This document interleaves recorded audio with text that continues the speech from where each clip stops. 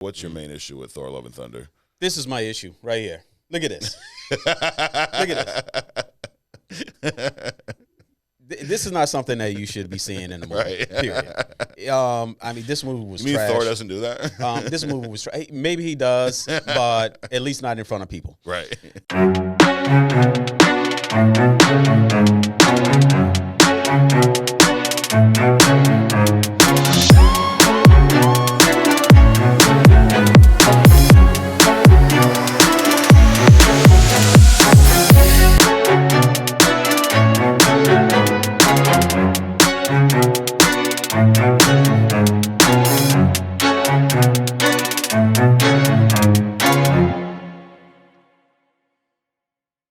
All right. Welcome to another episode of Only Comics. I'm Mike. This is Adrian. Good morning. Good morning. And this is where we discuss comics and only comics. Okay. And sometimes some other stuff. And sometimes some other stuff. A little bit, right? Yeah. It's like, I said this before, Adrian. We travel, you and I, through the multiverse of comics. That's right. All different areas, all different universes, all within this big multiverse that we call comics. That's right. We may talk about movies, shows. We may talk about some directors, which we probably will today. We will tell you what we love, what we hate, and everything in between. That's right. It's like we're on a fight every single week. You know? Right. A fantastic Marvel cinematic, DC cinematic fight. Yes. We're fighting. What are we fighting? Opinions. Yeah, We're fighting stupidity sometimes. Yep. Perspectives. Yep. Perspectives. And every week, now that we coined this phrase last week with the help of our good friend Chris, we're going to find another buster. That's it. And I like that. It's subtle enough. Yep. Not harsh, but Right. subtle enough to be impactful and define what it is that we're trying to say. Absolutely. It reminds me of, you remember the first Fast and Furious movie Yep. when they called Brian the Buster? Right. And they get back to the house, and he's like, "You brought the Buster." He's like, "Well, the Buster brought me home." And That's the right. Buster ended up being something cool, but in the beginning, he was like, we don't trust this guy. He could be up to something. That's kind of what the Buster, I don't know if I really trust what this guy's saying. Right, I'm not feeling him. Yep. I'm with you. So, in our, as we call it here on Only Comics, our Newsflash Buddy segment, we're going to discover who our Buster is this week, so we might as well get right into it. But we have a fun show today. We got a hidden gem, right? We won't spoil that now. We have a semifinal round of our King of Comics tournament, and then we are continuing, I said this a few weeks ago, Adrian, there's a Batman Day, but, I love Batman so much. We made a Batman month here on Only Comics. So we're going to do our deep dive into this bad boy here. Let's let everybody see that. Hush, right? Yep. So you read this first time? I did. I read it for the first time. I've seen the animated movie a couple of times, and this time around, just so I'm up to date, I watched the movie and read the book at the same time. So I was multitasking, which doesn't really exist, but I was multitasking. Gotcha. And definitely have some opinions about it. It's cool though. Cool. Well, we're going to get into that later. That's how we'll wrap this show up. So let's take a look at the news this week, Adrian. This article was titled "A Disney Scam." Wow, that's strong. It's aggressive. Netflix Daredevil showrunner slams the MCU reboot decision. So, I've learned a lot about how the back end of comics and streaming and all this stuff works doing this show, Adrian. So Netflix, they had this Daredevil show, right? Charlie Cox, Vincent D'Onofrio, I believe the name is. Something like that. Vincent D.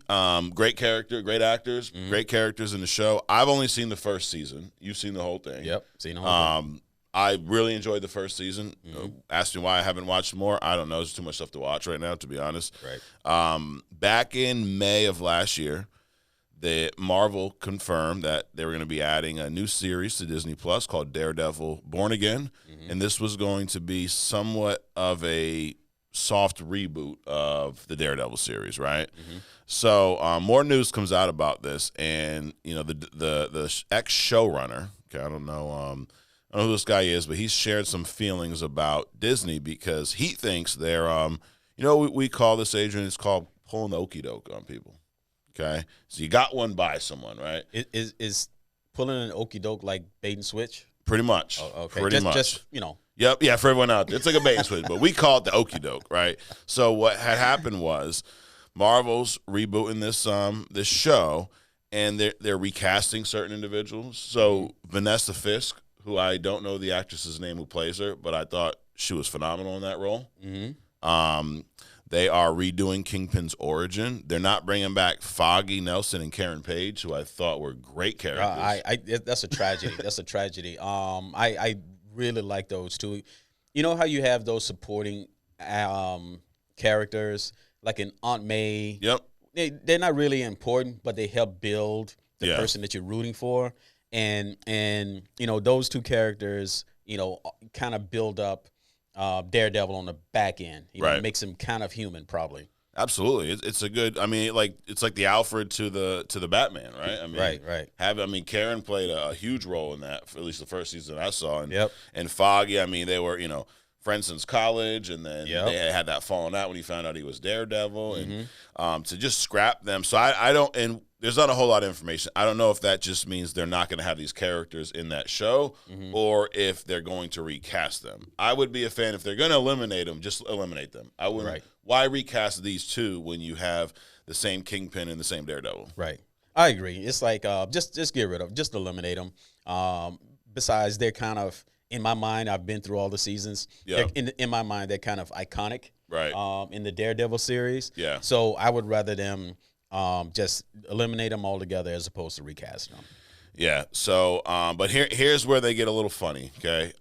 This is what this guy McKnight. I guess that's his last name. Thomas McKnight says that not only did they cancel Daredevil, so they actually did just kind of postpone it indefinitely, but they said they canceled it once the crew got a full raise and holiday vacation pay. So I guess timing was interesting, right? But here's the bigger piece. He said that this movie, this show, this reboot is an old Disney scam where they slightly rename a series to reset contract terms back to the first season. So I guess what he's getting at is the longer a show goes on, I would assume the more the people working on the show get paid, right? Because the show's been on for a little bit. It's making more money now. Mm-hmm. It's like any other corporate scam. You're 25 days from retiring at a company you've been there for 30 years. They don't even want to give you the gold watch. Yeah. So they figure out a reason to terminate you or set you up so that you fall. Corporate people and minorities get treated kind of the same way, but it's an old scam. They right at the very end. So yeah, we're gonna pay you, but the show is not gonna make it, so we're gonna fire everybody or we're gonna cancel the show. Not your fault, but we're not gonna pay you anyway. Right. Yeah. And this little trick where they renamed it, and it's because it is essentially the same show. Right. Well, we don't know. We've not seen it yet. Well, there's Daredevil in the title. Right. Whatever that means these days. But they added this, and I guess this is the part that he's talking about. They added the Born Again to it to make it seem like it's a whole new series. So now they can reset it back to season 1, right? Which I guess is a way really just to screw everyone over who's on the film. Right. We kind of talked about this, but not really. So there's this thing called continuity. You can have multiverses. Yep. You can have the animated series versus the Netflix series versus the movie series versus the TV series. They can all be different characters, but there has to be continuity. If you're going to do a reset every 10 or 15 years so you don't lose the customer base that you have already. And this just shows that there's no continuity. They're trying to change the characters. Yep. They're eliminating people. Then they're canceling the show. It's a hot mess, and it's a lot for your fans to keep track of. Yeah. What was that? Why bring Charlie Cox back why not just do a whole new show then? Because I want you to be mad at somebody other than me. That's why. And not me. So the companies, they don't want you to be mad at the company, so they're going to hire Charlie Cox back. Yep. They're going to tell you they're going to bring the movie back, but then they're going to come up with an excuse why to cancel the movie. So you're not mad at me because we had to cancel the show because that's business. Right. But you would be mad at me if I canceled Charlie Cox. Yeah. So that's why they're doing it. I think if you're going to bring him back, then continue the series. If you're going to do a reboot, then recast him. Charlie Cox was great, but every time I watch this new show, whenever it comes out, I'm going to think back to the Netflix series. Right. It'd be like they rebooted the MCU Mm-hmm. and then casted Robert Downey Jr. to play a new Iron Man. Right. And you're like, but I don't want to see him play a new Iron Man. I seen him play the first Iron Man. I want a new person. Right. You know what you cancel? Cancel the Flash before you make that. Why don't you do that? Cancel the Eternals. Yeah. You know, don't cancel something that people Right. actually want to see. But you're not dying to see Eternals too? There's an Eternals too? I mean, there should just be at hope some not. point. No, I'm not. Wait, are you telling me that Black Panther is better than Eternals? Black Panther, Black Adam, Black anything. That's what I meant. Damn it. Rewind. Are you telling me that Black Adam's better than the Eternals? Yes. All right, moving on. So I mean, if we were a one and done, they would definitely be the buster this week. Disney, with the way they're behaving. Yep. Kevin Feige. Speaking of Disney, MCU, Marvel, Kevin Feige. I don't know what his exact title is, but he pretty much is. He's like the captain of the MCU ship, right? Mm-hmm. He did an interview with GQ recently. That's interesting. Kevin Feige on GQ. Mm-hmm. Guess anyone can get that interview nowadays. Mm-hmm. But anyway, he talked about the whole idea that, Robert Downey Jr., Iron Man, gets so much credit for building the MCU. Mm-hmm. And he made a statement that, and he wasn't slighting, Robert Downey in any type of way. Yep. But what he was saying was that in many ways, Chris Evans is also one of those pillars, mm-hmm. if you will, that built that, MCU house. Right. And that he doesn't get enough credit. Mm-hmm. And which I thought about that. And I agree with Kevin on this. Mm-hmm. I think, Robert Downey Jr., yes, played an amazing Iron Man, and he was the catalyst to, starting this whole MCU. Mm-hmm. But without Chris Evans there, without that Captain America, character to play off of, I think he was, I would argue equally as important, but Robert Downey Jr. got more of the spotlight, being mm-hmm. the first movie, being the Iron Man. Iron Man's a lot cooler than Cap, from, mm-hmm. right out the gate. Mm-hmm. But I would say that Chris Evans, Cap, I agree, right up there with Robert Downey Jr. What about you? I agree with all the above. Things obviously do happen.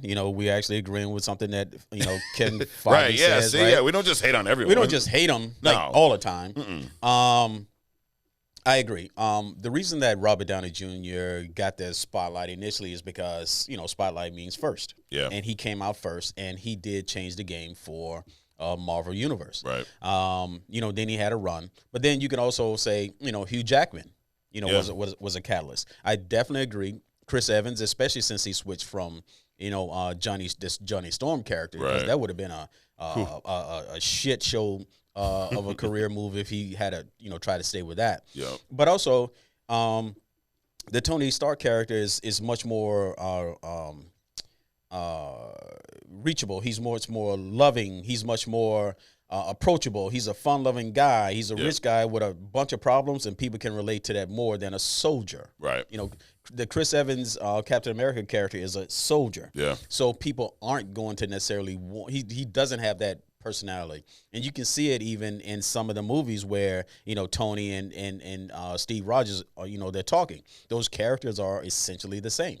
Yeah. So I do agree that Chris Evans should get the credit. Even equally so. But then you can also bring in other actors, Yeah, so pillars, there would be four, right? Let's just go with that. So we have Robert Downey, Chris Evans. We're talking strictly MCU. Yep. Who would you throw next? Chris Hemsworth? Thor? Chris Hemsworth. T'Challa. T'Challa, yeah. I mean, you could even Nick Fury, I guess, depending on what, Fury, what part. I guess that fourth one really is like you could put a handful of people in there. Right. I agree with that. So, but yeah, definitely the two top tier really is, Robert Downey Jr., Chris Evans. I agree with Feige. And I would say, you said, pretty much equal. I would agree with that. Because when you think about, Robert Downey Jr., what you're talking about, the charisma that he brought, completely different type of character. But then, think about their movies, right? How important Iron Man 1 kicked off the whole thing, right? Iron Man 2 came right after. So, I mean, that, and then Iron Man 3, we really got to see that's one of those movies where we got to see effects of what happened in other movies, portrayed on screen because he had post or PTSD from the whole Avengers fight, going into space and seeing what he saw. Right. And then in Iron Man 3, which I love that movie. I think that movie slept on. Right. Now he's dealing with that after and he got the little kid fucking with him. Like, I think that movie's great. Yeah. It's a Christmas movie. I tell my wife every year it's a Christmas movie because, there's Christmas in the movie. Mm-hmm. So to me, that's a Christmas movie. There you go. right? I mean, in your book, Adrian, is Iron Man 3 a Christmas movie? I wouldn't call it a Christmas movie, even though it lined up with it. Now, like, the Christmas, the Guardians of the Galaxy, the Christmas special, that's a Christmas movie. Okay. Things like that. What's the one with Groundhog Day? That's a Christmas movie. Okay. It's things like that. Home Alone. Home Alone. Yeah. But I wouldn't classify Iron Man 3 as a Christmas movie. Well, I am. So, and this is the other thing. Coin toss. Yep. Coin toss. Oh, no, I'm just caught. For me, it is. Now, this is a lesson for some of y'all out there. We don't agree on this. Right. I'm not upset. I'm not going to get up and leave and go write about you on Twitter or something like that. But I'm in my book, Iron Man 3 is a Christmas movie, and I can't wait for Christmas season to rewatch it. There you go. But what I was getting at is, as important as the Iron Man movies were, and as important as that character was, the Captain America movies were right up there equally as, when they talk about moving this story, for kind of the issue that a lot of people have with the whatever phase we're in now, phase 5, where no one knows what the fuck's going on. Right. The Captain America movies really helped move a lot of that story. Absolutely. You think about Winter Soldier, right? Introducing Bucky, his whole deal, which then added to the friction that Tony and Steve Rogers, Tony and Steve Rogers had in Civil War, right? Yep. Which all those were Captain America movies, right? And a lot of that kind of added, or it brought a lot of storylines into Infinity War and Endgame that then got wrapped up. But if it wasn't for those Cap movies, we would have had those character arcs. Correct. So I think, I agree. Kevin Feige, you're off. You're not a target this week, dude. Right. Yep. He's been up there before. This week. Yeah, this week. Next up. Oh boy, here we go. Thor: Love and Thunder. Oh my! Who would have thought, Adrian, we'd be talking about this movie in 2023? Thor: Love and Thunder, directed by Taika Waititi. Fun name to say. Yeah. He's had some comments recently about the fan base, and he's reminding me like some of our ex-busters on this show. He's sounding a little bit like Ali Salim. Yep. He's sounding a little bit like Andy Muschietti. What is it with these, fancy name directors? And I don't know. God. You don't hear Matt Reeves. He just has a normal name. He's not complaining about shit. Right, it's all these funny looking guys or funny sounding guys. So what he said about Thor: Love and Thunder is essentially, if you want it to be exactly like the comic, read the comic. Now, I've critiqued Thor: Love and Thunder. We didn't have this show back then, unfortunately, because that would have been a fun movie to make fun of. I know you're not a huge fan of this movie. Really, is your thing the comic relief that is every 14 and a half seconds in this movie, or what's your main issue with Thor: Love and Thunder? This is my issue right here. Look at this. Look at this. This is not something that you should be seeing in the movie. Right. Period. This movie was. You mean trash. Thor doesn't do that? This movie was trash. Maybe he does, but at least not in front of people. Right. This movie was trash. Again, this is, in my mind, these directors are just trying to stay in front of the limelight. Yep. They're becoming, forget the political stuff. They're becoming more social. They just want to become relevant. You are irrelevant when you're creating things like this. And, these crazy names of these directors that's always, bitching and moaning about stuff. They're like, again, what are the serial killers and the mass shooters? They always have like 3 parts to their name. Oh yeah. These directors that put out these shitty movies, they got these weird names. Yep. Right. Tiki, whatever your name is. It's like, why are you blaming us? We're not trying to see something that's exactly the same as the comics. Nope. We want continuity. We want something that makes sense. And there's not a lot of comedy in comic books. I don't know where they get off with this stuff. And this dude doing like yoga leg stretches and stuff. Yep. That's just ridiculous. And again, if you would just die, meaning just go away, don't bring this stuff up, then people won't keep talking about it. Right. You're the one that's bringing this crap up. We don't want to see this shit again. Why do I want to relive seeing Thor's nuts stretched across 2 space vehicles? Don't want to see it. Nope. And the funny thing is, this is his own words. He said that he found it very difficult to nail the film's tone. Well, no fucking shit. We can tell. The problem, I'm okay with some of these movies being funny. I'm okay with some of them. but it has to make sense. This movie, you're dealing with Jane, who we've not seen in since the first Thor movie, Right? Who's fans have been we need to get Jane back. She was a character a lot of people wanted back, right. And Natalie Portman plays her. Yep. And I think a lot of comic fans are a big fan of Natalie Portman. She's a great actress. Mm-hmm. They bring her back for this. They talk about her becoming Mighty Thor. Everyone's hyped for it. And part of the Mighty Thor arc, at least in the movie, was that Jane had cancer, and then Mjolnir, Thor's hammer, called to her to almost protect her, right? She's using the power, but the more she uses the power, the more it accelerates her cancer. Right. So think about that. We have Thor. This was one of his love interests, right? The first movie. Yeah. Broke up, right? Broke his heart, whatever. Got rid of her, him. They broke up, and now he sees her again, and now she has this power. And it's killing her, but my man Thor, he's just gonna have the time of his life while one of his ex-girlfriends is dying. Right. Everything's funny. Yep. Girl's dying of cancer, and everything's just fucking hysterical. Right.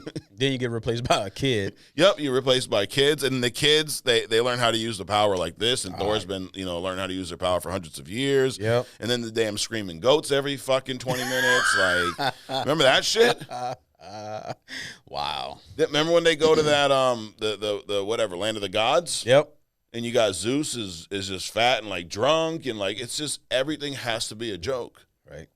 It's almost like they're trying to make everybody a Deadpool. Yes. Because Deadpool was so successful. Well, Deadpool was successful because that's his character. People expect that. They're just looking at a live version of the comic. Different iterations, different storylines, things like that. But there's continuity. There's no continuity in Thor dressing up like Deadpool. Right. Nope. Not literally, but you're trying to make him into exactly. You're trying to make him into Deadpool. Everything's funny, like throughout the whole movie. Come on. The first Thor was successful because you dropped in bits of funny. Throughout the process. Yep. I mean, the guy was a dick. He was naturally funny. His arrogance was funny. Exactly. His arrogance was funny. Don't make him a comedian. Right. Yeah. Great point. In the first two Thor movies, in Infinity War, and what pisses me off is how well this character's arc was done, how it was taken from him being a complete asshole in Thor, right, to him being as much as Thor 2 as a movie sucked, you were rooting for him. Right. Thor Ragnarok, now same director, directed Ragnarok and Love and Thunder. Ragnarok was more of a comedy, but it fit the tone of that movie. Right. The real threat came at the end when Thanos' ship showed up. Right. So I mean, his sister, the whole deal, his father dies, but there was a good balance between humor and seriousness in Thor Ragnarok. But it also was a one-off. Right. That doesn't mean that we want every Thor movie to be equally as funny, if not more. And this is another thing that the director said. He said that, Taika said that, it's an ongoing battle because I want my films to be entertaining. Well, anyways. And I want a lot of humor in them, no shit, to poke fun not only at the idea of a space Viking, but to also poke fun at humans, how we bumble our way through life on this planet.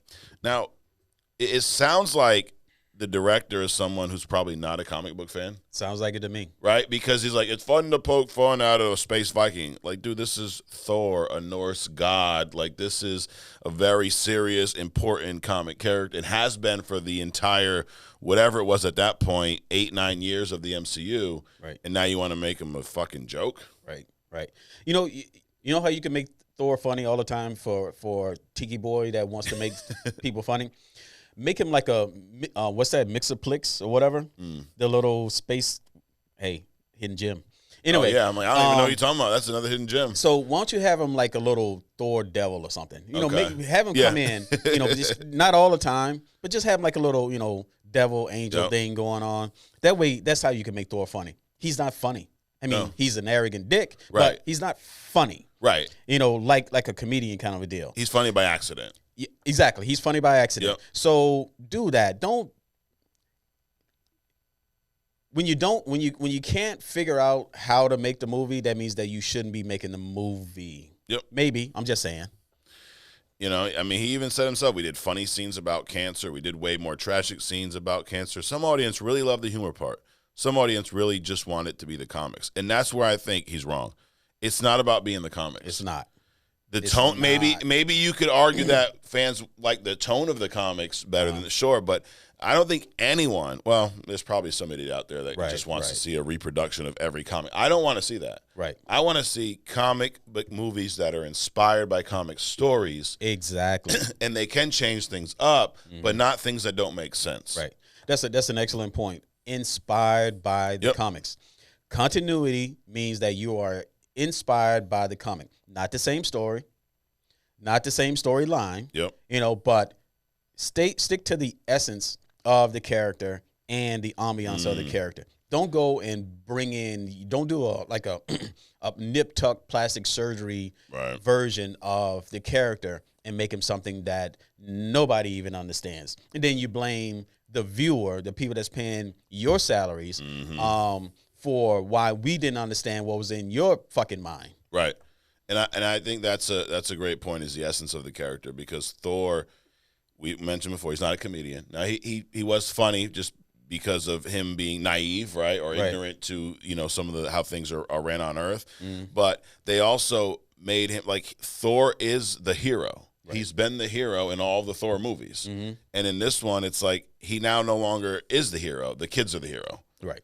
And I thought that was a cheap way. I thought that was a cheap ending. I didn't like it. Like, one of my favorite parts of the Thor Ragnarok movie, as much as it's funny along the way, is at the end when Thor comes back and just wrecks everyone. Right. You know, I forget the name of that war song that's playing. He's coming down the side of the screen with the light. And it almost looks like the Batman Dark Knight Returns cover.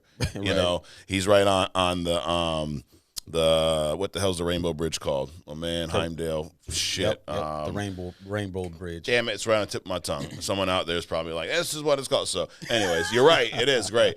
But I mean, that Thor came through and wrecked shit or Infinity War when he comes in at the end, you know, with Stormbreaker and fights Thanos. And instead this one, he's just like babysitting a bunch of kids and they help him electrify everyone. Like, it's stupid. Well, I mean, it's also, we talked about neutering certain characters. There you go. In a way, they didn't do as bad what they did to my man with the in Guardian of the Galaxies. Made him look like a bumbling idiot. Yep. But they didn't do it that bad. But, you know, between, you know, now he's the nanny and he's trying to be funny and you're switching his gear. Yep. Like Odin said, are you the god of hammers? Yeah. Or are you the god of thunder? Right. You know, so they're taking all of that, his persona, away from him. You know, switching up his hammers, his gear, what he does. He's fat. Yeah. He's not. He's, you know, in love with this chick, and you know, he's feeling some kind of way about that. Drinking all the beer. So they're slowly killing him.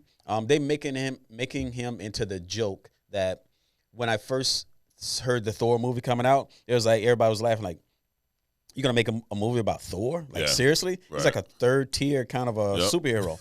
But then the movie came out and it was great. But now they actually making him that laughing joke, and it's sad. Yeah, and actually looking back on the Thor movies, I like Thor 1 a lot more than I did when it first came out. Now, oh yeah, it's aged very well. Yes, like if I had to rank them, I'd probably say Ragnarok, Thor 1, Thor 2, and then Love and Thunder. Okay, Love and Thunder, as much as Thor 2 is a shitty movie, I would pick that over Love and Thunder just because of how stupid Love and Thunder is. You know? Yeah, Love and Thunder is probably okay. So, the Flash isn't even on the board. It's not even in the arena. But let's say for numbers, the Flash is probably, let's say, a 0, right? Wow, you knocked it. And Love and Thunder is probably like I would say a 3. A 3, okay. Yeah. I gave Flash a 5, I think, when we first watched it. Yep. I said it was mid. And I think the more we talk about it, the worse I make it sound. Right. Bring it on down. But it does have some major flaws. If I'm saying Flash is a 5, well, actually, so you're saying Thor Love and Thunder is better than The Flash. I'm saying Thor Love and Thunder is better than The Flash. You had to rewatch one of them for some reason. Which one would you rewatch? Neither. I go off Cliff Notes. Yeah. I go off my memory until even that fades, and then when you bring up Flash and Love and Thunder, I'm like, I don't even know what you're talking about. You were locked up in jail, and they said the only way we're going to let you out is if you watch one of these movies. What are you picking? God, well, Or would you just stay in jail? After trying to squeeze my head through the bars first because Yeah. I'm trying to get away from both of these things, I would go with Love and Thunder. Yeah. I think I'd go with The Flash, dude. Wow, I think dude. Dude, I just think I threw would up in do my it. mouth, dude, just from you saying that. You pick, oh, man, that's bad. That's bad. Hey, there you have it. Now, what do you guys say? You have no choice. You have to watch one of these two movies to get out of jail: Thor: Love and Thunder, or The Flash. Let us know. See, you agree with me? Agree with Adrian? I'm Right. saying The Flash. You're saying Love and Thunder. I think both of us are going to be pretty nauseous by the time it's over, anyways. And I am going to ask too, like, wait, how long do I have to stay in jail? If I don't watch these movies, how long do I have to stay here for? Yep, don't come up with excuses like I did. Yeah. Don't try to sidetrack the question. Just Nope. which one it is. They both sitting on your bunk, right? Yep. Love and Thunder, Flash. Mm-hmm. Which one you got to watch? And in order to get out, like, immediately, as soon as you, As soon as it's over. as soon as the end credits, and you got to go through the post credits too, Ooh. the post movie, whatever you call Yeah. that. You got to go through the entire thing. But as soon as that's over, the screen goes black. You are immediately out of jail. All right. Which one would you do? Flash, Love and Thunder. Yep. There you have it. Last piece of news. Jonathan Majors. Is Jonathan Majors being replaced? As of right now, looks like no. Mm-hmm. So, there was an article that from the Direct, they basically they're claiming, DC, God, Disney has made their decision on Jonathan Majors, and it looks like they're keeping him in the fold. Uh-huh. Loki season 2 premieres soon, within the next few weeks, I believe. And you've seen the trailers; he's heavily featured in these. Yep. They're doing the opposite. Speaking of the Flash, they're doing the opposite of what DC did with Ezra. Right. Jonathan Majors is. I wouldn't say he's at the forefront. Now it's also not his show; it's Loki's show, Right. which makes sense. But Yeah. as being the main antagonist, he's featured pretty heavily within this trailer. Right. Now we talked about this before on here, and in a nutshell, we neither one of us are lawyers, attorneys, legal, advisors. But what it looks like right now is he was arrested, he got out, he's waiting to go on trial, Uh-huh. innocent till proven guilty. Right. Right. A lot of the information that's come out, the evidence that they shared with us, does make it sound like it's Jonathan Majors kind of being targeted here. It does make it sound like there was a scuffle that really was, started by the girl in the situation, and we know how maybe you don't know, but how law enforcement works. When there's a call, when there's domestic, somebody's going to jail. Right. Right. Well, who is it? Which one you want to go? Right. So as far as that, I don't know how the legal part of it's going to work itself out, but I guess I respect Marvel's decision in not doing what DC did. Now, DC was a little different because Ezra Right. Miller, was legit convicted of doing these things. Right. And my man's throwing chairs to people and kidnapping families and shit. This is not just when Crazy Girl got drunk and scratched you and you Right. got in trouble. But so I'm with Disney on this one. Right. Keep him in the fold. Mhm. Now I wouldn't, and maybe this is where you think about it being a business versus trying to make everyone feel good. Mhm. I wouldn't put him in the forefront of everything, Right. because what if they go to trial and who knows how it's going to turn out? They uncover some other evidence and realize like shit, we don't want this guy. Right.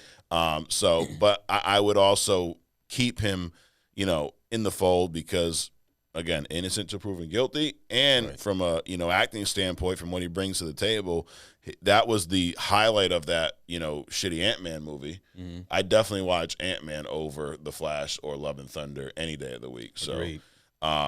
but I'm with it, man. I say keep him in the fold. I'm looking forward to Loki 2, and then Kang, and they also have plenty of time. Kang Dynasty and Secret Wars, they're talking May of 26 and 27 now, Right. so they got time to figure this thing out. Yeah. I agree too. Not downplaying domestic disputes and all the tragedy that could happen in situations like that.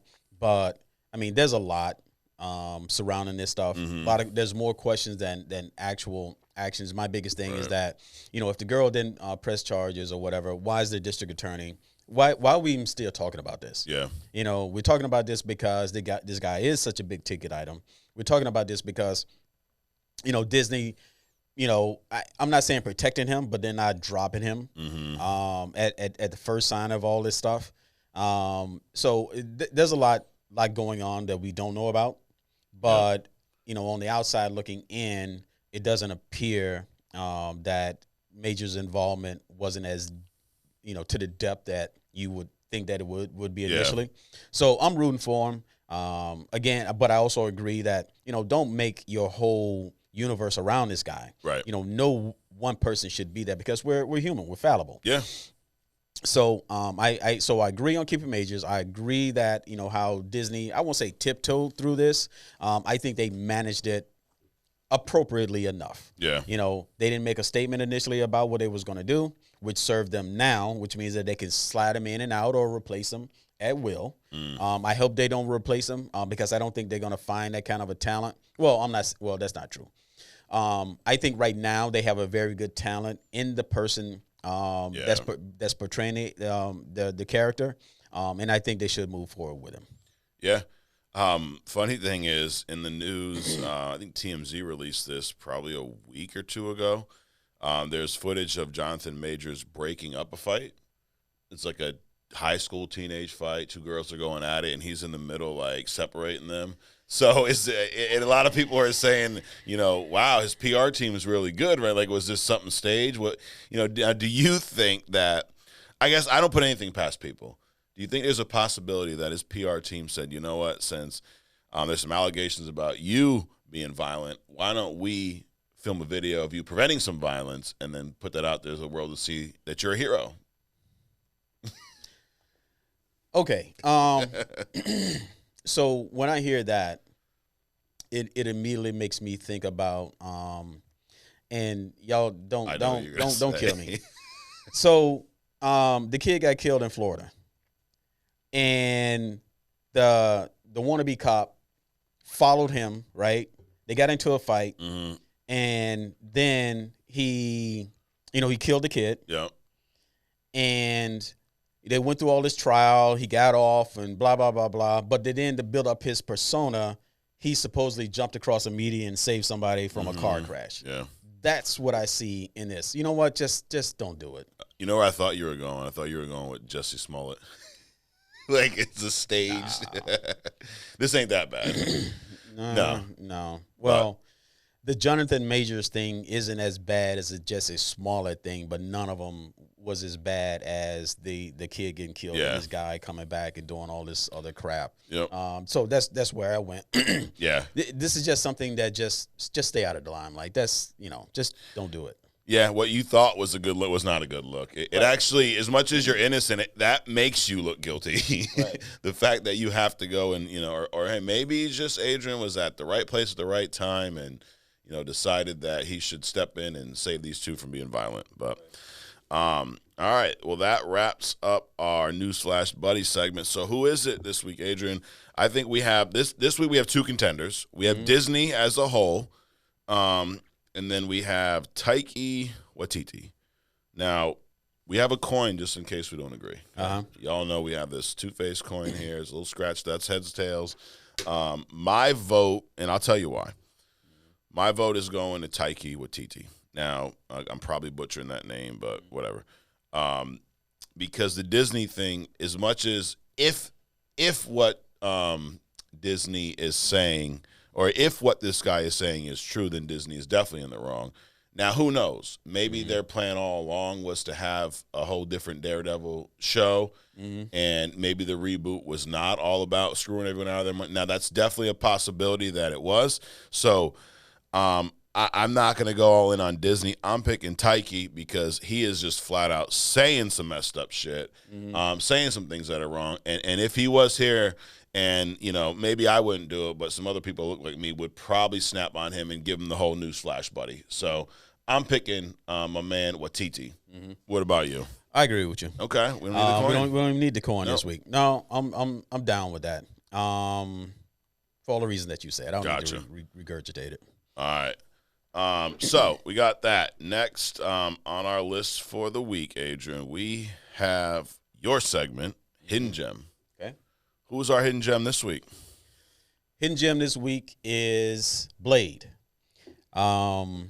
His name is coming up not a lot, but it's kind of bubbling up to the surface here in the last couple of years. And I chose him because I think he's one of those underrated. I won't say superheroes, but he's like kind of like a anti-superhero kind of deal. Yeah. Where he has his agenda. He's not like an evil person trying to do harm, but he's definitely not like a Batman kind of a deal. So Blade was the result of a vampire feeding on a pregnant mother while she's giving birth. While she's giving birth. Wow. Now you could say, some say that while, like literally, he's just, if you can imagine, he's sitting there sucking on her neck while she's going through delivery. Yeah. Or he just bit her right before. Okay.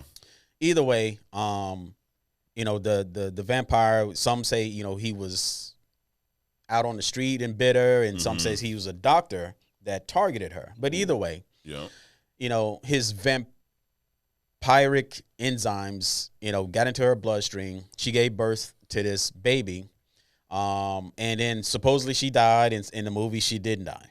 Okay. At least at childbirth.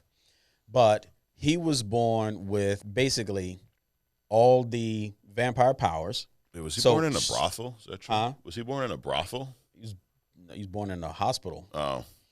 Again, it depends on who you ask. Depends on what story. He was birthed somewhere. Yeah. While a vampire was sucking his mother blood or not. Yeah. But, there was some interaction there. So he was born with all the vampire powers. So speed, strength, hearing, sight, things like, not invulnerable to pain, but some healing, increased healing factor. Yeah.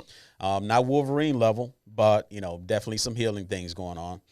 And pretty much none of their weaknesses. Okay. So crosses, garlic, silver, sunlight, none of that.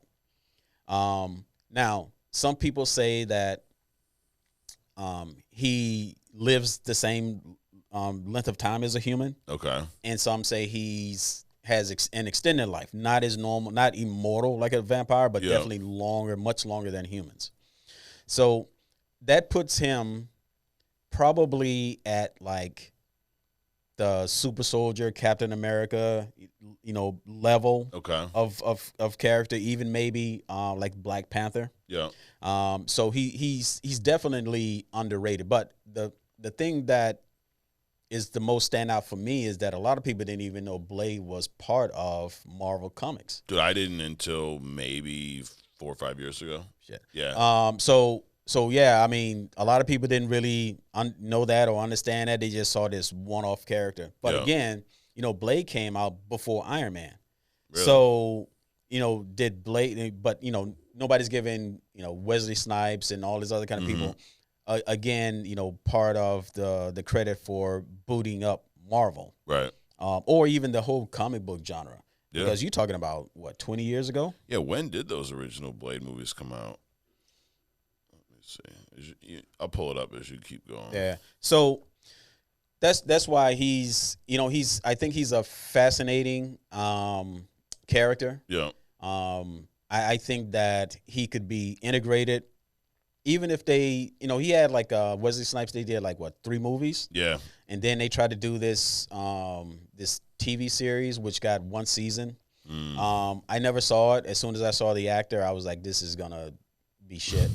So 97. So 97? I'm sorry, 98. 98, Blade 1 was released August 21st, 98. Yep. Blade 2, March 22nd of 02, and then Blade Trinity was December 8th of 04. Okay. So yeah, this was, nothing else prior to, Iron Man 1 was like 08, right? X-Men was 99 or 2000. So this was, the first, I guess, of these newer Marvel movies. Right. So, a lot going on with him, but I would like to see a really good remake. Yeah. And even if they don't make a whole new set of movies about him, why don't they reboot that? Right. They are doing. They did announce in 2019 that they're rebooting Blade with Mahershala Ali. He's playing Blade, which he looks the part. I think funny is he kind of resembles Wesley a little bit. Right. Like, kind of like to your point, like, why do they get a new actor that just looks similar to? And he's also close to. I mean, he's 49 years old. Your favorite thing, Adrian. How old is Wesley Snipes? He's not quite Crypt Keeper category, but I mean, he could probably pull it off. Yeah. Okay. Wesley's 61, so Okay. it's not. It's not like we were talking about the Carl Urban thing where he's 4 years, younger than Hugh Jackman. So this is a little more. Who's this cat? Mahershala Ali. He looks older than 49, though, dude. Yeah, he does. I really thought he was like, up there. Yeah. I mean, very good actor, but yeah. Yep. But yeah, that's a movie. Fun fact too, he also voices Aaron Davis, Prowler, in Into the Spider-Verse. Yes, I did know that. Yeah, which he did great in that. Yep. And this guy, he's been in some Hunger Games movies. I mean, he's been in a bunch of different movies. So that they did confirm the reboot, but I think it's on hold right now. I don't know if it was, which is what everything is. Yeah, right yeah. I don't know if it was just due to the strike but it was one of the earlier movies kind of put on hold. I think even before the strike, I think they weren't sure where they were going to introduce. And there's a tease at the end of some movie where you see, I think, Blade's sword. Right. It's at the end. I don't know, probably one Eternals or one of those shitty movies, but there is a post-credit little stinger that teases his sword, which we talked a while back on this show about this new phase of Marvel where everything seems to be centered around these different artifacts and weapons and things. Right. So I don't know if the sword is maybe going to be part of that. So, I'd be interested to see how they introduce him to the MCU. I would like if they did like the Falcon and the Snowman. First of all, they didn't bring him out with their own movie initially. Yep. They kind of like spotlighted him here and there. Yeah. Right. And then it built up a Wait, did interest. you just call Winter Soldier the Snowman? Did I? He just gave him a new nickname. Okay. Whatever the dude was. The dude with the arm that what's his face took. Bucky. Yeah. So anyway, you don't have to start out with a whole movie, but I think this is a character that Marvel is sleeping on. Yeah. They can most certainly introduce him into other things because he can literally show up anywhere. Yeah. I mean, he's a Marvel character. He can show up. I'd be cool if he showed up in Daredevil. Yeah. Right. I wouldn't go so far as a Batman. No, he can't do a Batman thing. But I mean, like an Iron Man thing or whatever. I mean, he could literally show up anywhere. And give the audiences time to digest them all over again, and then maybe do something either animated or streaming. But I think he's an underrated character. Yeah. Pretty powerful considering what he can do. And just figure out a way to align his mission with somebody else's, or have him cross hairs with somebody and let him fight or whatever. Let him and Daredevil fight. That'd be cool. Now I did read this because Secret Wars is the second Avengers movie or the last Avengers movie that's been planned. So it's actually the last movie on the schedule for the MCU. Where a lot of people believe that they're going to be rebooting the entire MCU with that. But I guess in the comic story, Blade is featured in there a little bit. So I don't know if that's why they're trying to introduce him to the MCU. So it does. I mean, if they follow at least that aspect of the story, it does seem like he will play a part in the MCU moving forward. Now in the comics, are there a lot of comics where Blade interacts with other Marvel heroes that have you seen a lot with him? Is there anyone he interacts with on a regular basis in the characters, or is he pretty much standalone? From what I've seen, he's pretty much standalone. Got it. So it'd be kind of. That's why I'm saying that even though he's underrated and I think he should be brought out, I also think, he doesn't necessarily have to be an Avenger. He shouldn't be an Avenger. But there's no reason why he can't show up in some of the main streamline characters, whatever they're doing. Got it. Cool. Yeah. You want to hear something crazy? I've never seen the Blade movies. Really? I've never seen the original Blade. No. Yep. I just watched the first one again like last week. Okay. And it's still a good movie. It holds up? Yeah, still holds I'll up. have to check it out. All right. So that is a hidden gem for this week. And if you enjoyed that, check out our hidden gem playlist, where it's all we have the binary version of Carol Danvers, Captain Marvel in there. We did Constantine. Yep. Nova's been in there. Dr. Doom. Dr. Doom was last week. So yeah, check out that playlist if you like this Hidden Gem segment. And now, Adrian, king of the comics. Okay. All right, we got our coin just in case we don't agree. We don't have Chris here as our tiebreaker. So last week we had Hulk versus Batman. Yep. Hulk beat Batman. Yep. Right. And we had Doctor Strange versus the Flash. Doctor Strange won that one. So now, first round of the semifinals, we have Hulk versus Doctor Strange. This is where completely different characters, right? Because Hulk's all strong, strength, anger, rage. And Doctor Strange is all master, mysticism, a little trickery maybe. Yep. I have I'm going with Doctor Strange. I think he's going to outsmart Hulk and somehow trap him. I think he could trap him in some type of mental prison where he, I'm going to go with Doctor Strange. I think his magic will overcome Hulk's strength and anger. What do you say? Agreed. Okay. But we could have made this short because remember, what was it? One of the Avengers when Bruce Banner went up trying to find something. They went back in time or something. Mm-hmm. And the chick, the bald-headed chick, she actually played the ancient one. Yeah, the ancient one. She was actually a character. She was Michael in the Constantine movie with Keanu Reeves.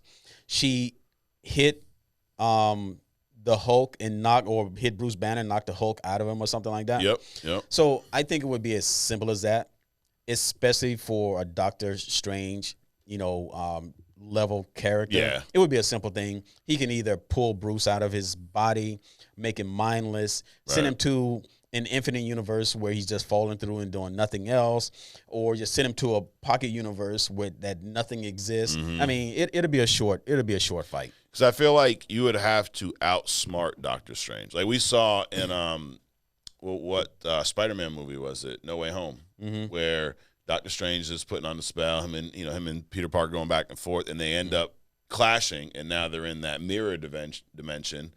And then Spider-Man uses like some high school math, like calculus or some shit, to trick Doctor Strange, and he leaves him hung over the Grand Canyon for like a couple days, right? Which Hulk can't do that because he's stronger than Spider-Man. He's got more rage, but when he is Hulk, the Bruce Banner brain, it's separate, Right. So Bruce Banner could probably outsmart Doctor Strange, but once he turns to Hulk, it's a wrap. No, you don't think Bruce Banner could? No. Either way, the only way that the Hulk could beat Doctor Strange is if the Hulk had a moment like with Thor on the helicarrier in the Avengers.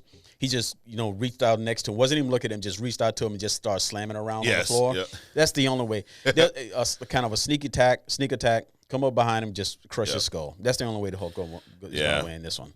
Outside of that, it's Strange all the way. Doctor Strange moving on to the finals. Wow. Right. Now, our other semifinal match this week, we have Phoenix and Deadpool. I'm going Phoenix. I feel like her power. I mean, I know Deadpool can regenerate and all that, but I feel like with the power of the sun, dude, I mean, if I burn you to nothing, you ain't regenerating. I agree. Phoenix. Even if he can regenerate, she can also continue to draw power, not from just the sun, but from the universe. Yeah. So it's a continuous, death and, death, restoration and death thing. So I agree, Phoenix. Wow. So next week, our finals. Who would have predicted this? That it would come down to Doctor Strange and Phoenix. Yep. And that's an interesting battle. Yeah. I mean, I think power sets. I mean, Phoenix is almost untapped power, right? But Doctor Strange, like you said, Sorcerer Supreme. I mean, the magic and his power. Another untapped power set. Yeah, pretty unparalleled power sets for both of these, right? Yep. So that's going to be an interesting discussion. I'm going to do my homework on both these guys next week.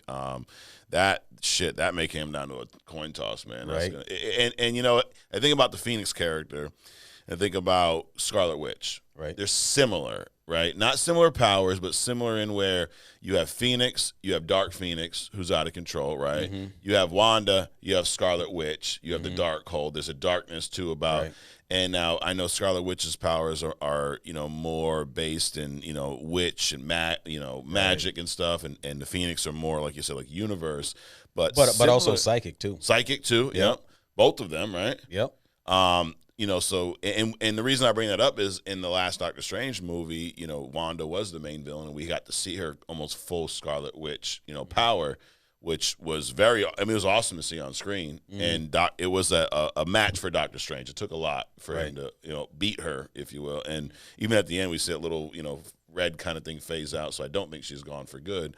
But my point is, as awesome as that was, I could see this battle being just up, if they were to fight somewhere on screen or in a comic, it'd be right up there with that. Oh yeah, Yeah. This one would take some time. Yes, it would take some. I think it would take absolutely. some time. But speaking of one, did you ever see the zombie version of What If on Disney? You got to check that out. Yeah, one is pretty badass and there's a zombie, but just watch it. Yeah, I'll check it's pretty cool. I actually really like the art style of What If. Yeah. And I like that they use, for the most part, the voice actors from the MCU. Yeah. Actually, we got fun facts. This will be my fun facts for you every week. AJ, got a fun fact for you right now. Yep.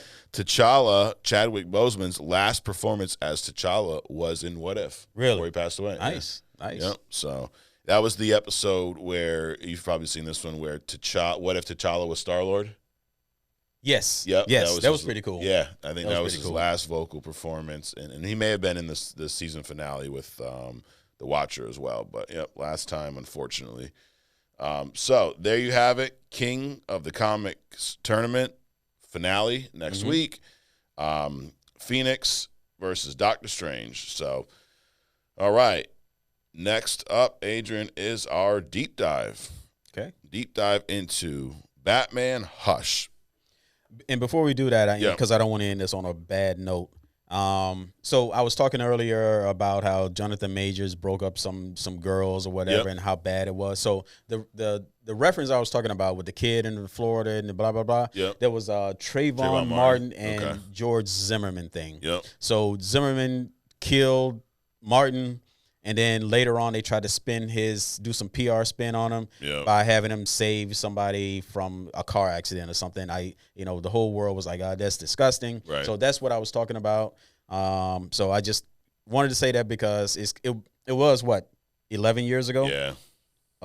So it was a while. So forgive me for getting the names, but that's what the reference was. Yeah. Yeah. And I mean, it's like, to the same point about the Jonathan Majors thing, like, maybe this guy really did save someone in a car. Right. We don't need to know about it, though. Yeah. Like, after what you did, nobody wants to hear shit from you.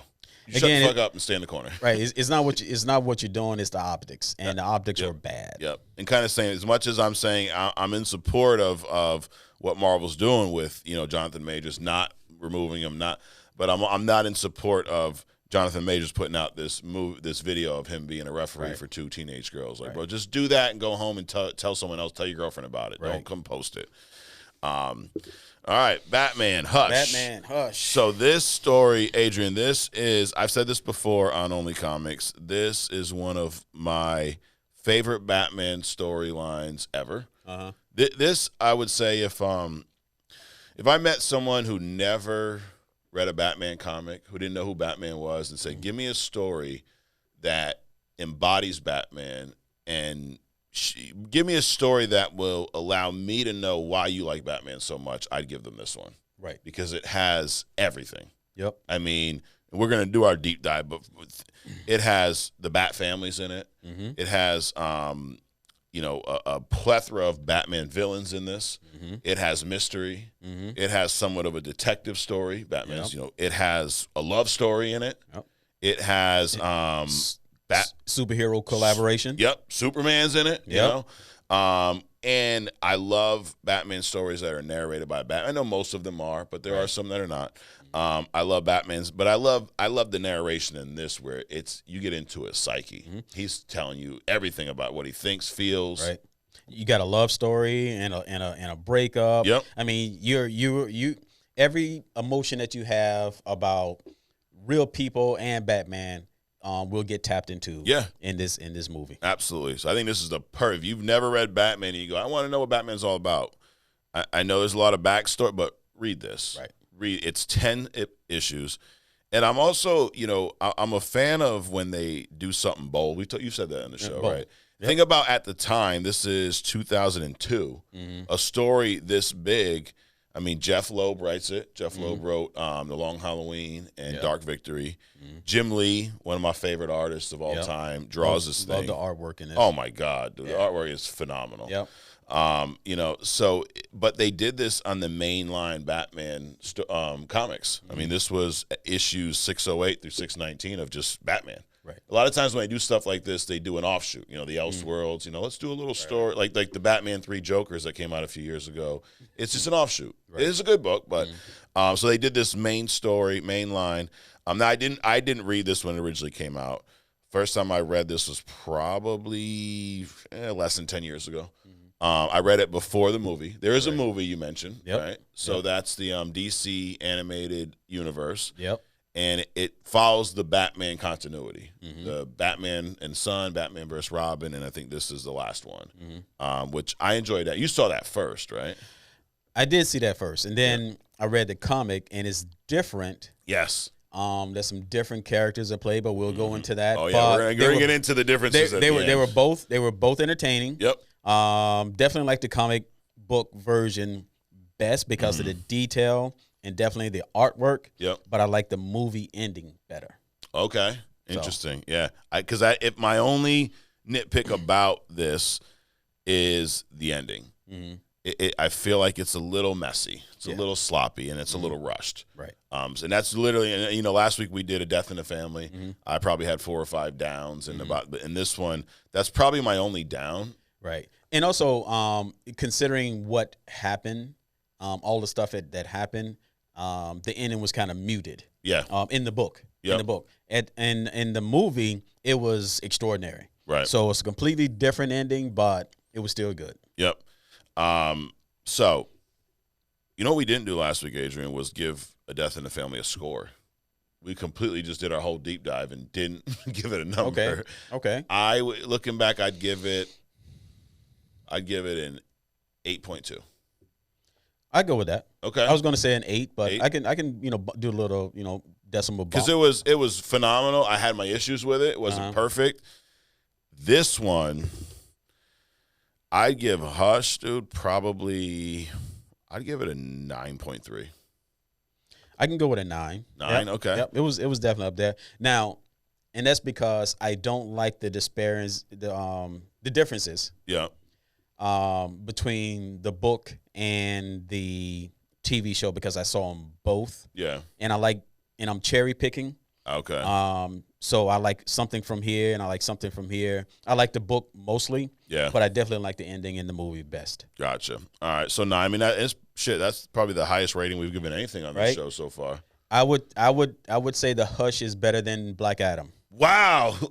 First, look at that, guys. Yes, so, sir. ladies and gentlemen, that Adrian's not just messing with you. He finally admitted that there is one piece of art out there that's better than Black Adam. No, absolutely. Yep. Which naturally makes it better than The Flash and everything else. So, this story, again, ran from October 02 to September of 03. I mean, that's cool, too. This thing ran, a year. And that's the thing that I loved about picking up this piece of artwork was that, and not just because it's a comic art, but it's actually Jim Lee's art is a piece of true art. Yep. That is still relevant. It seems new. It seems fresh. You can put this thing in almost any timeline. It's 20 years old, 21 years old. Mm-hmm. It's still relevant. Beautiful to look at. The story's engaging. It involves so much, even today. And that's one of the things that when you sit back after you close the book and you sit back and that kind of creeps into your mind like, wow, this was done 20 years ago. Mm-hmm. This is amazing. You know what? The graphic novel doesn't have – I'll pull something up for you in a sec. There's in the original run, their individual issues. You read the graphic novel one, right? Mm-hmm. And there's this little blurb in the beginning of each issue, and I'll find it here in a second. So bear with me as I pull that up. But to your point about the artwork, dude, there's times in this book where I just literally get lost in the art. Right. I find myself. All right, check this out. I just pulled up a random. So these are like the splash pages, right? And the regular ones, right? Mm-hmm. So, it has this little blurb that is written at the beginning of every story. It says, I made a promise on the grave of my parents to rid this city of the evil that took their lives. By day, I am Bruce Wayne, billionaire, philanthropist. At night, criminals, a cowardly and superstitious lot, call me Batman. Right.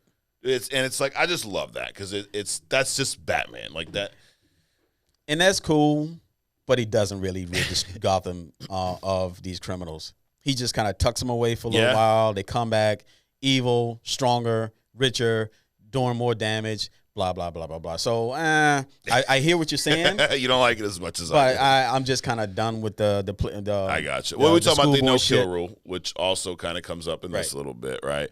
But anyway, let's dive right into it. So the story starts with Batman rescuing a boy, right? Little boy's caught up in the sewer somewhere. Yep. It starts, we don't even see Batman yet. He's dropping the acid on the lock, right? And kind of what, I know it's not the detective. He found the guy already, but I like those Batman stories where it's him alone, dark, trying to figure something out, saving one small. Like I love the groundedness how this starts, and then it starts there, and next thing you know, there's a big Killer Croc fight, which talking about the artwork looked phenomenal, right? And there was a panel. I don't know if you picked up on this, but there was a panel when they were fighting, and we learned that there's a briefcase there, right, full of money, and we see a silhouette of Catwoman in the back. Did you see that? I did not see that. So, I saw this probably for the first time like maybe a year ago because I read this book like once a year. Yep. But so we see that happen. They're fighting, and next thing you know, the money's missing, right? Batman, he wraps Killer Croc up in this big old in his batarang with the wire and whatnot, and then he goes after Catwoman, which again the artwork there, dude, when they're jumping over the buildings, it's just phenomenal. It's crazy. It's crazy. Like they get you right from the beginning, right? Yep. And then we see Batman do something that he's done a million times, right? They're leaping from a massive leap from two buildings. Catwoman's on the other side, and he's got his his little Gatling gun, his I don't know what the hell he calls it, but his rope or whatnot, and gets shot out, right in the midair. Right. Batman comes crashing down. He grabs onto the gargoyle, breaks his shoulder, lands on the car. Like he's done. He's messed up. Yep. Right in Crime Alley. And then, of all people, there's a distress call because in this point in Batman's career, Oracle is there. This takes place. What I like about it too, Adrian, is it takes place within year one continuity. Okay. So you have the year one comic. You have Dark Knight. Long Halloween, Dark Victory, which we're gonna do our review in a few weeks for that one. Yep. So it takes place in that continuity. The Killing Joke, Death in the Family, all that stuff has happened. And Jeff Loeb was the writer. So I feel like Jeff Loeb understands Batman better than a lot of writers. I agree. So all that stuff has happened. And anyways, Batman's on the ground. The distress call comes in. Huntress comes up, or shows up, saves him. We see a cool little fight with her. Right. That's Jim Lee is great at being able to draw fights. Because a lot of times, you see these comics that people are fighting, and you look at them, you don't know what the hell's happening because it's comics. There's nothing's moving. It's not animation. But Jim really knows how to illustrate the fight to show you what's going on. Right. Like when Catwoman is jumping around, you can see where she starts. Yes. Her silhouette. Her trajectory. Yep. That whole thing. I find that phenomenal. Attention to detail. The attention to detail. Yep. And that's the artwork style that I grew up with. Yeah. And that's why I'm so critical of artwork styles today. And it's like I just can't, even though the show might be good, it's some shows or comics I can't even digest because the artwork is just off. And the way he did this illustration, phenomenal. Loved all of it. Yeah, absolutely. He said attention to detail, man. There's so much detail in Jim Lee's art. Right. And that doesn't mean, just because they're detailed don't mean it's better. It's the way he does it. Because, you could look at Tim Sale's stuff, The Long Halloween. Yep. There's not as much detail. But the way he uses colors and darkness and negative space is amazing in his own right. But it was cool to have a Jeff Loeb story with someone other than, I love Tim Sale's work, but it was really nice to see. I wish these two did more together. Right. You talking about, that style. you're a big as a John Byrne fan, right? Yep. And that was early. He did a lot of early X-Men stuff, and so did Jim Lee. And I would say the way they drew X-Men, it was similar. You know, John Byrne also did Superman. A couple other characters too. Yeah, and I'm partial to the Jim Lee X-Men run. Like just the way I love the way he draws these stronger characters. Like he makes Batman look almost like a Hulk. I mean, Batman is a huge guy in Jim Lee's art. You know. So, anyways, Batman gets saved by the Huntress, and Batmobile kind of shows up by itself, takes him on, and he's pretty. I mean, this story starts with Batman being pretty banged up, right? Bad spot, and through all this, he calls out for an old friend of his, Thomas Elliot, who we've never heard of prior to, right? And you know, this was part of that big change. You know, you're talking about the ending, which we'll get to. Thomas Elliott's introduced. He pretty much saves Batman. What did you think of, you know, before we get too far into what happened, what did you think of the Thomas Elliott character in the beginning? So let me go back a little bit before I get to Elliott. So this is where, so I'm watching a movie and I'm reading the magazine, the illustration at the same time. So you did the exact same time. Exact same time. That's interesting. Now I had seen Hush prior to, so I didn't really have to pay attention to the movie as much. But I'm just compare and contrast. But I'm watching a movie and I'm reading the magazine, reading a comic at the same time. So the differences were that the whole kidnapping thing was similar. Yep. Again, much more detail in the comics, obviously. Right. But the antagonist wasn't Killer Croc.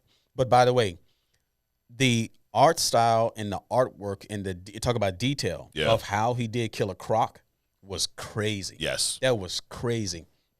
So in the comic it's Killer Croc, but in the movie it's Bane. That's right.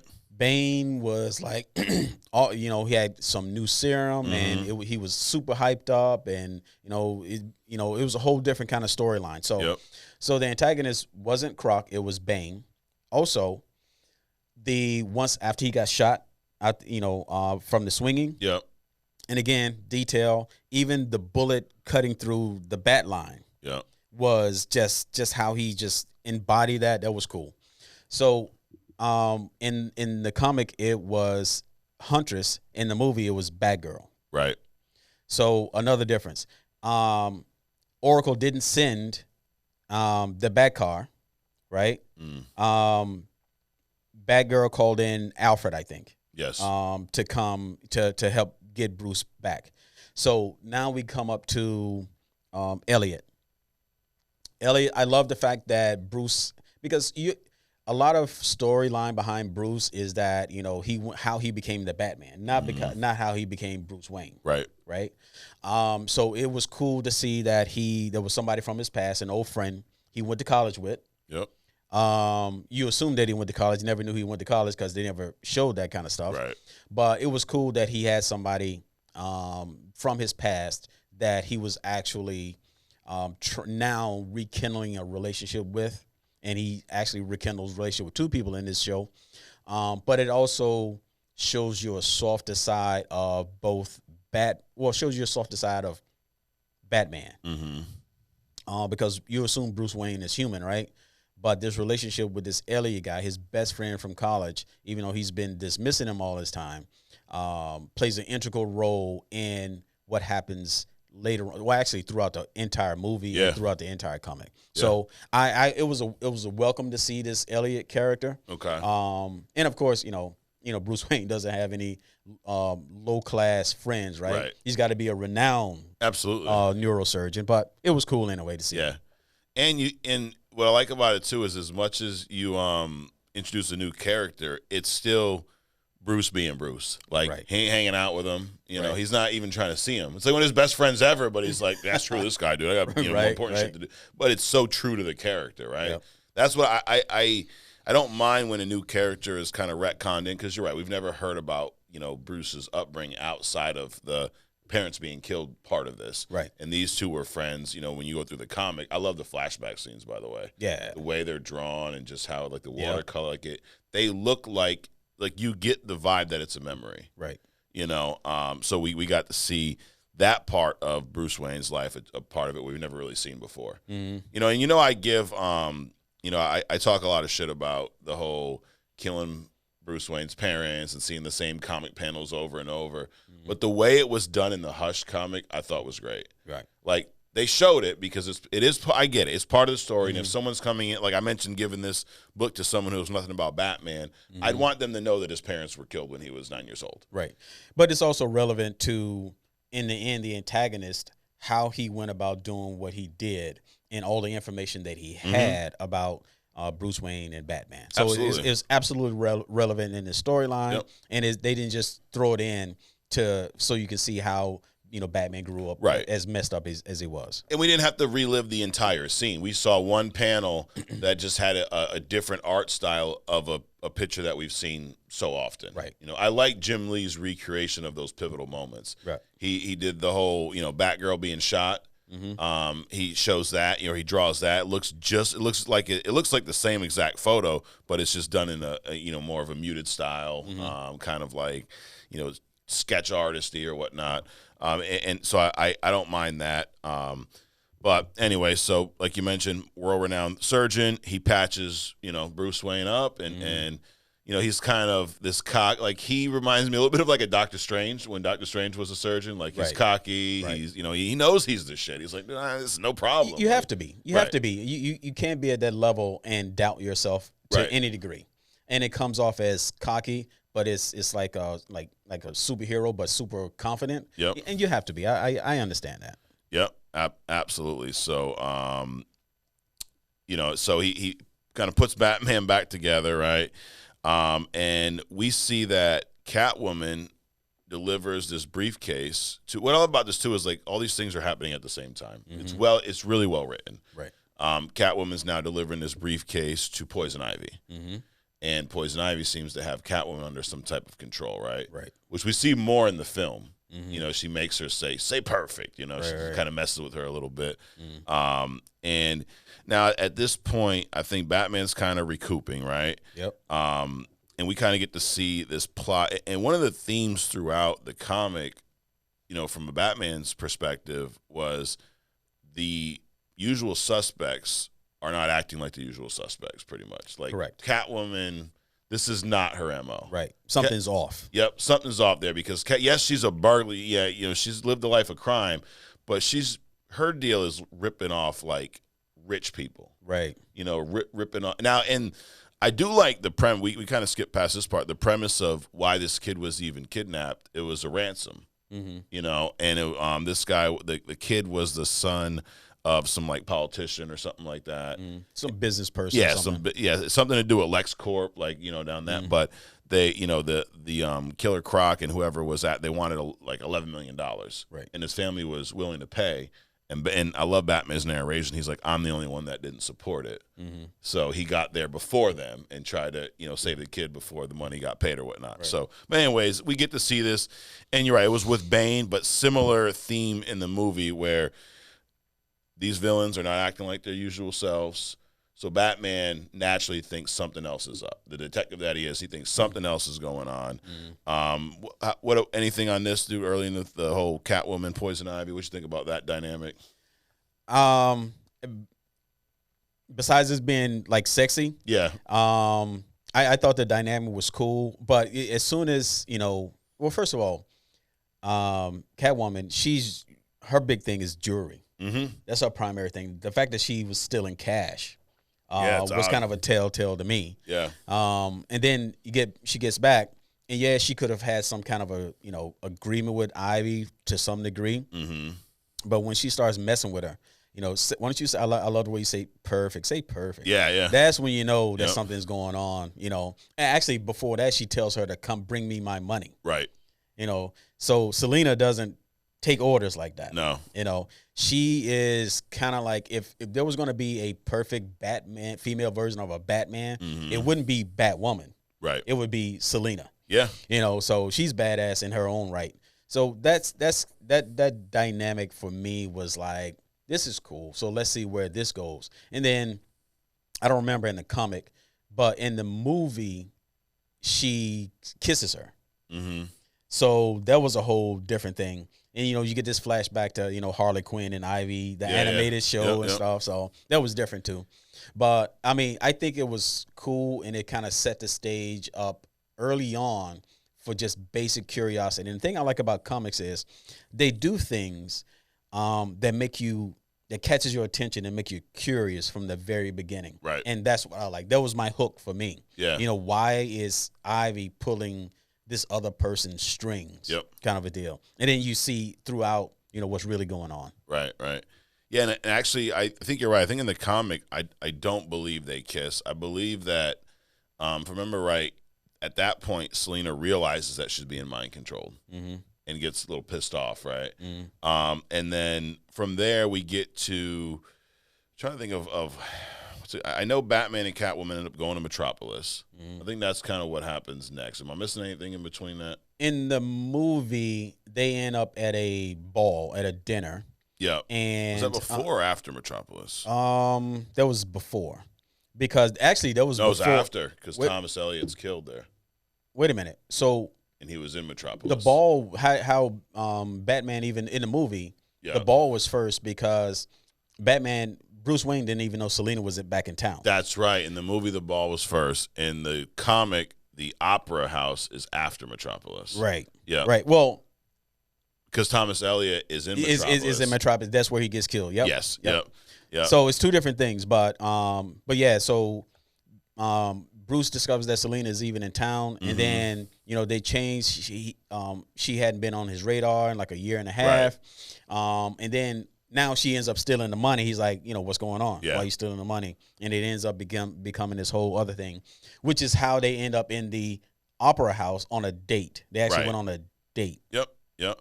And I guess so you mentioned that Bane, in the movie, Bane had a new Venom, right? And in the comic, Killer Croc was, Batman mentioned he's more savage than human. Like, he was mutating. Right. And he believes he had some type of new chemical that was causing that to happen. And there, at some point, Batman realizes there's some chemical that ties back to LexCorp, right? And that's why he needs to go to Metropolis. I think in the movie he found like a leaf or something around Bane, something with that fight with Bane, which led him to thinking about poisoning Ivy, which led him to thinking about there's some kind of accelerated there was a chemical that he needed to go to LexCorp for, and blah blah blah. And even in that, so in the comic, he goes and visits Ra's al Ghul's daughter to get information. In the movie, he wakes up Lex at 3:00 in the morning. That's right. To get the information about the chemical compound. Yeah, Lex is all like, I'm a member of the Justice League now. He's like, well, we'll call you, kind of thing. If we need don't call us, we'll call you. We'll call you. But yeah, actually, Killer Croc escapes. Now I remember in the comic, he is in jail. Amanda Waller's there. And in the movie, it's the same, but it's Bane instead. Correct. Right. Yep. And Batman's like, dude, like, he's gonna escape, and he busts out, and then he follows Killer Croc to an abandoned greenhouse. Right. And that's in the comic where he finds the solution. You're right. It's some type of acceleration for the plants, right? How's she grown these plants so fast? And that ties back to LexCorp. Right. Catwoman's there as well. And this is where I think they kiss. I think they start getting a little like in each other's face, and she's saying like, aren't you? Because at this point in the Batman continuity, Batman knows that Selena Kyle is Catwoman, but Catwoman doesn't know that Bruce Wayne is Batman. Correct. Batman and Catwoman have a little bit of romance going that Bruce and Selena don't share. Right. They are aware of each other. They're in the same social circles. Right. But it's not the same. So I really like that dynamic too. I think it was slow played. It was, built throughout the whole. It was a sideline plot that made sense and added to the story. Speaking of sidelines, I like the Nightwing part in this. Not because he really had anything, but his sideline was like the comic part of this. Yep. And he was like, you need to wasn't forced. Right. He was like, you need to tell Selena. He even though he knows who Catwoman is, he was also, he understands the relationship. Right. And I like the part when they were in the car and he was like, Bruce Wayne was like, you're right. So he's telling him about Celine and how he should be with her, but if he does, he's gotta, tell her everything. And Bruce was like, and Batman was like, you're right. He was like, really? You're right? He's like, you're right, you shouldn't mention this at all or something like that. Well, no, he starts off, he goes, it's none of my business. Right, but, right. And then he goes on this whole thing, and he's just like, you're right, I am. Yeah, it's none of your business. Yeah, exactly, exactly. So, yeah, and go back to the point where she didn't know he was Bruce Shep. They kind of get in this moment. She even alludes to, like, aren't you at all curious, not knowing that he already knows who she is. Right. And they didn't unmask there. I think they kiss or whatnot. And she wants to go to Metropolis with Batman. Initially, he says no. And then he gives her the little communicator thing. Right. And basically, they're there to find Ivy. Right. Whoever finds Ivy first lets the other one know, yada, yada, yada. A funny thing in the comic was that how we always talk about Gotham is so dark, and wherever Batman goes he bring the darkness with him, and it's funny they're like on top of a building or something, and Catwoman says, why is this place always so bright? It's like even at nighttime it's lit up like it means something. That was funny. I did like the contrast between Gotham and Metropolis. I thought it was done great, man. You're right. Even at night, Metropolis was lit up, and during the day, it was like sun shining everywhere. Like, and I like, this is where we get to see some Bruce Wayne. I love the comics where it's a mix of Batman and Bruce Wayne, right? Because, like he said, Batman showing up to Metropolis is odd, but Bruce Wayne can go there at any point, right? And in this part of the comic continuity, Batman owns the Daily Planet newspaper.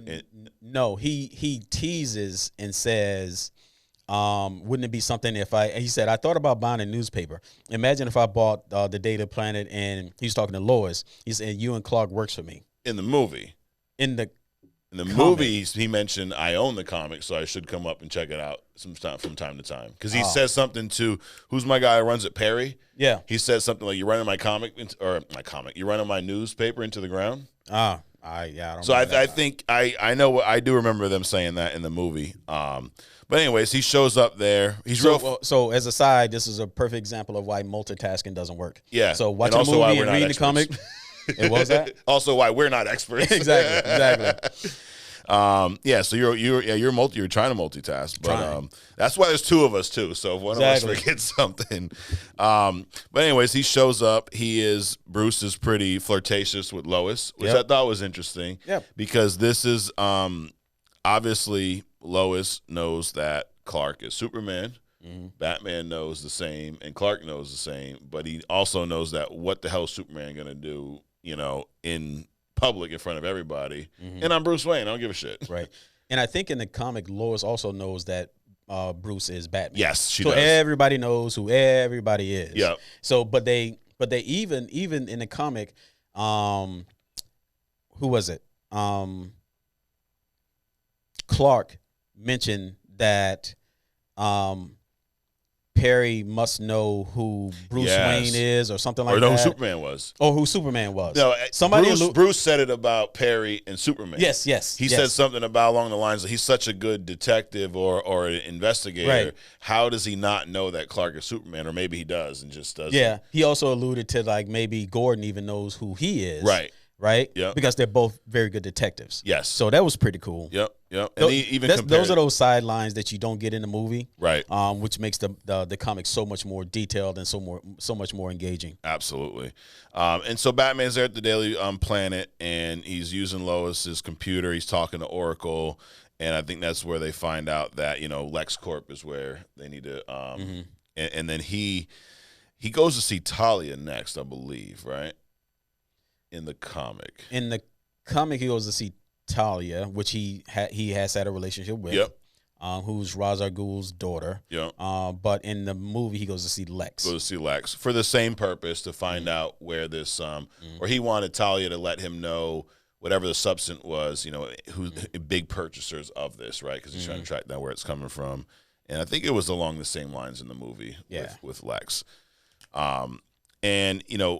Anyway, what ends up happening in the comic is Catwoman runs. Actually, Batman's with Talia, and his little pager goes off, and it's Catwoman.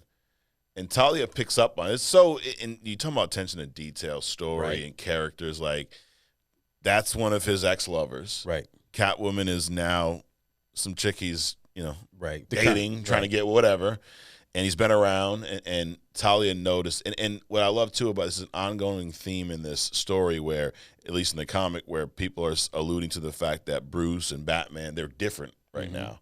And you mentioned Nightwing bringing it up, and the whole idea is, well, Batman's different right now because Catwoman's in his life, and it's a good thing. Right. Now Talia picks up on she don't like it, the difference. To her, it ain't a good thing. Right. And then when his pager goes off, she instantly knows, oh, that's like the other chick, pretty much. Which I thought was cool, like to bring into the comic world. Like, I mean, that's how people act. Exactly. You know, women are very perceptive. So he runs off, meets with Catwoman, even though she joked about not letting him know when she found Poison Ivy because she wanted to like kill her, but she calls him anyways. And then we get a Batman Superman fight. I bet you weren't expecting that the first time you read this and watched this. Well, I expected. Well, I didn't, but it's always inevitable. Yeah. Batman and Superman. It even got to the point where, like, after all of this, you know, Superman had the nuts to try to pull some Batman shit, right? He was like, next time next time you're gonna visit Metropolis, call me first or something like that. It doesn't work that way. It doesn't work that way. No. And it's crazy that, you know, Superman tries to pull this with Batman, but Batman has a standing statement. You know, you don't operate in my town without my permission. You don't have to. It's not. Don't call me. It's not call me first. It's like you don't have permission to operate in Gotham without letting me know first. In the beginning of the comic, and when he's like, "This is my city," and they're like, "This is how we don't approve you doing it that way." He's like, "I don't care. This is my city." To the feds, you don't give a shit. So we see a cool little fight with Batman and Superman. And, you know, we see these flashbacks of him and Tommy playing this game. It looks like a game similar to chess almost, right? Strategic, war-type game. And I love how these flashbacks tie into the current, you know, story that's happening, where in the flashback, Tommy's telling Bruce, like, you know, you got to think like your enemy. Right. And then that's essentially what he used to defeat Superman. Superman's being mind controlled, and Batman, dude, if he knows his enemies, he knows his friends even more. Like keep everyone close to you. Batman knows fucking everything about everyone. Right. So he's worked with Superman, so he knows what he's gonna do. He really predicts his every move. He tricks him a little bit. He tells him you open the gas line, so don't turn on your heat vision. And then he has a kryptonite ring in his utility belt, you know, so eventually he ends up really just, you know, tagging Superman with this ring, like whooping his ass with it. In the movie, they're brass knuckles. That's right. They're brass knuckles, and with the kryptonite are spikes. Yep. So each hand has like 4 kryptonite shards at the end. So I think I like that better than the ring. It's more impactful. It makes more sense, because if Batman is hitting, he has the kryptonite around Superman, but if he's hitting Superman with the hand that doesn't have the kryptonite on it, how effective is that going to be versus you know some knucks where every blow is as impactful or hurts more than the last one. And Superman does say, you know, I'm gonna kill you now because that hurt. Yeah. And there's even you talking about the narration bubbles. There's even one where Batman says, "I hit him, you know, once. If I hit him again, I'm going to shatter my hand," or something like that. Like, no one make, you know, that's it. You know, what's cool. Sometimes, at least, you get lost in the fact that Superman looks like a human being, but he's called the Man of Steel for a reason, dude. You punch, it's like punching Wolverine. He's that strong, that hard. Like, he's break your fucking hand trying to punch Superman. Well, it's a little different. Wolverine is because ultimately you're going to go through soft flesh to hit steel. Right. Superman is all just one massive, like, piece of whatever. Yeah. You know? But even with that, because Batman has tried to hit Superman before, and Superman sees it's coming, and he'll, like, kind of, like, turn his face so that his fist glances off of him, and he still almost breaks his hands. Right? So even when he's in the comic and in the movie, it doesn't explain it in the movie, but in the comic, the narration, Batman's narration, or Superman's narration is that, you know, Batman's narration. I'm fumbling here, but Batman's narration is that he can see that Clark is still behind the scenes, right? Not quite driving, but he has some influence on the driver, right? And so he knows that he's pulling his punches, like his Arctic breath. he knows that he's not going all out. Mm-hmm. He's not going all out with the hitting. He's not going all out with all this other kind of stuff. So he knows Clark's back there, and which is, to your point, he knows his friend and his enemy at the moment. Right. And he's going to use all that stuff against him. And, you talk so much about the added detail in the comics, right? Like a lot of these little nuances that you don't get.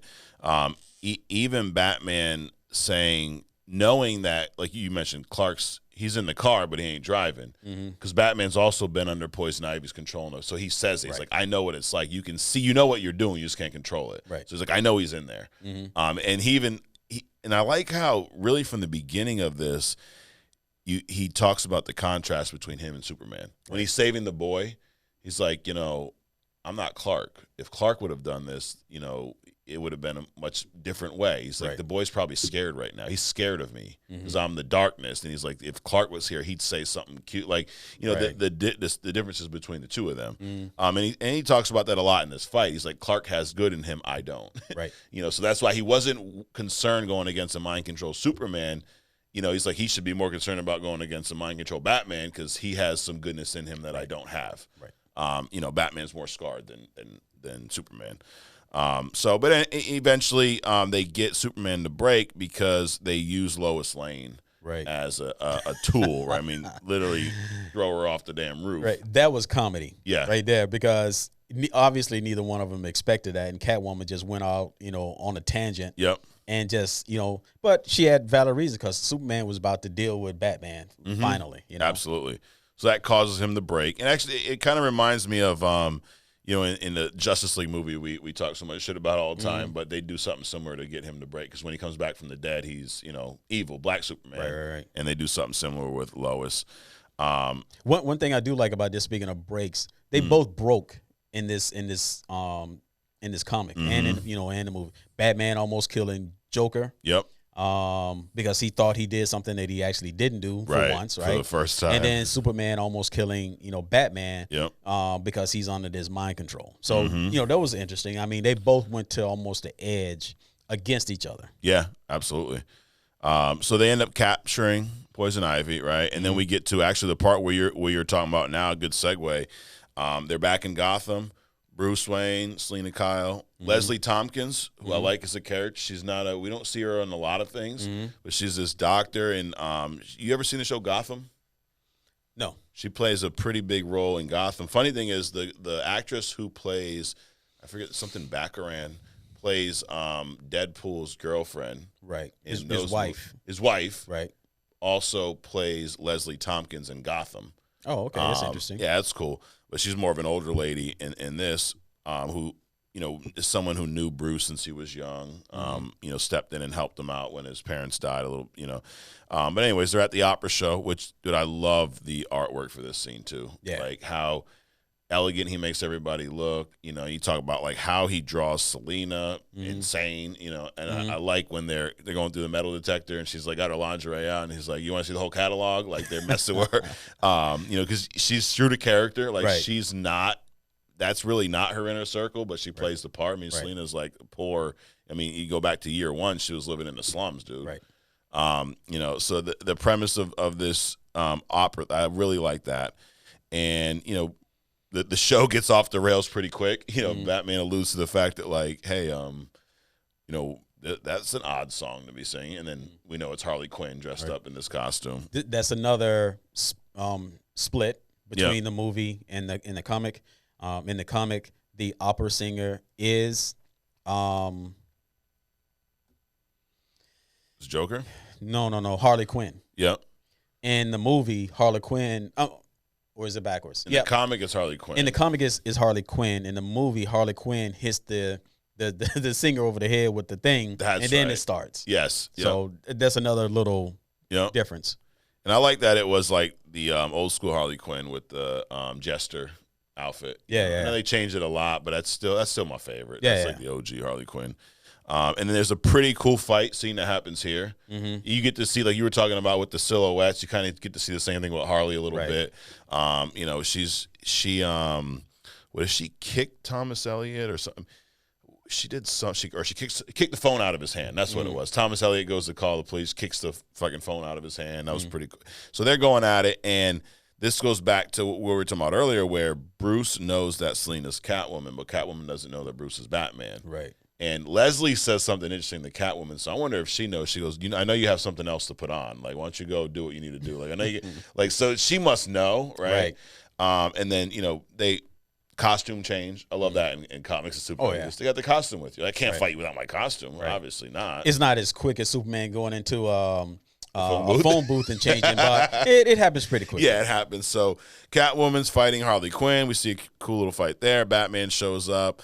In this big scuffle. And the funny thing is the crowd thinks it's part of the show because it's an opera. Of course. Of course, it's going to end in tragedy, blah, blah. And then, we get to the scene that you talked about where, and this is how this comic, this issue ends. I also love that. I don't remember in the dark or in the graphic novel, do they give you a clean break and let you know when each chapter's over, or is it just continuous?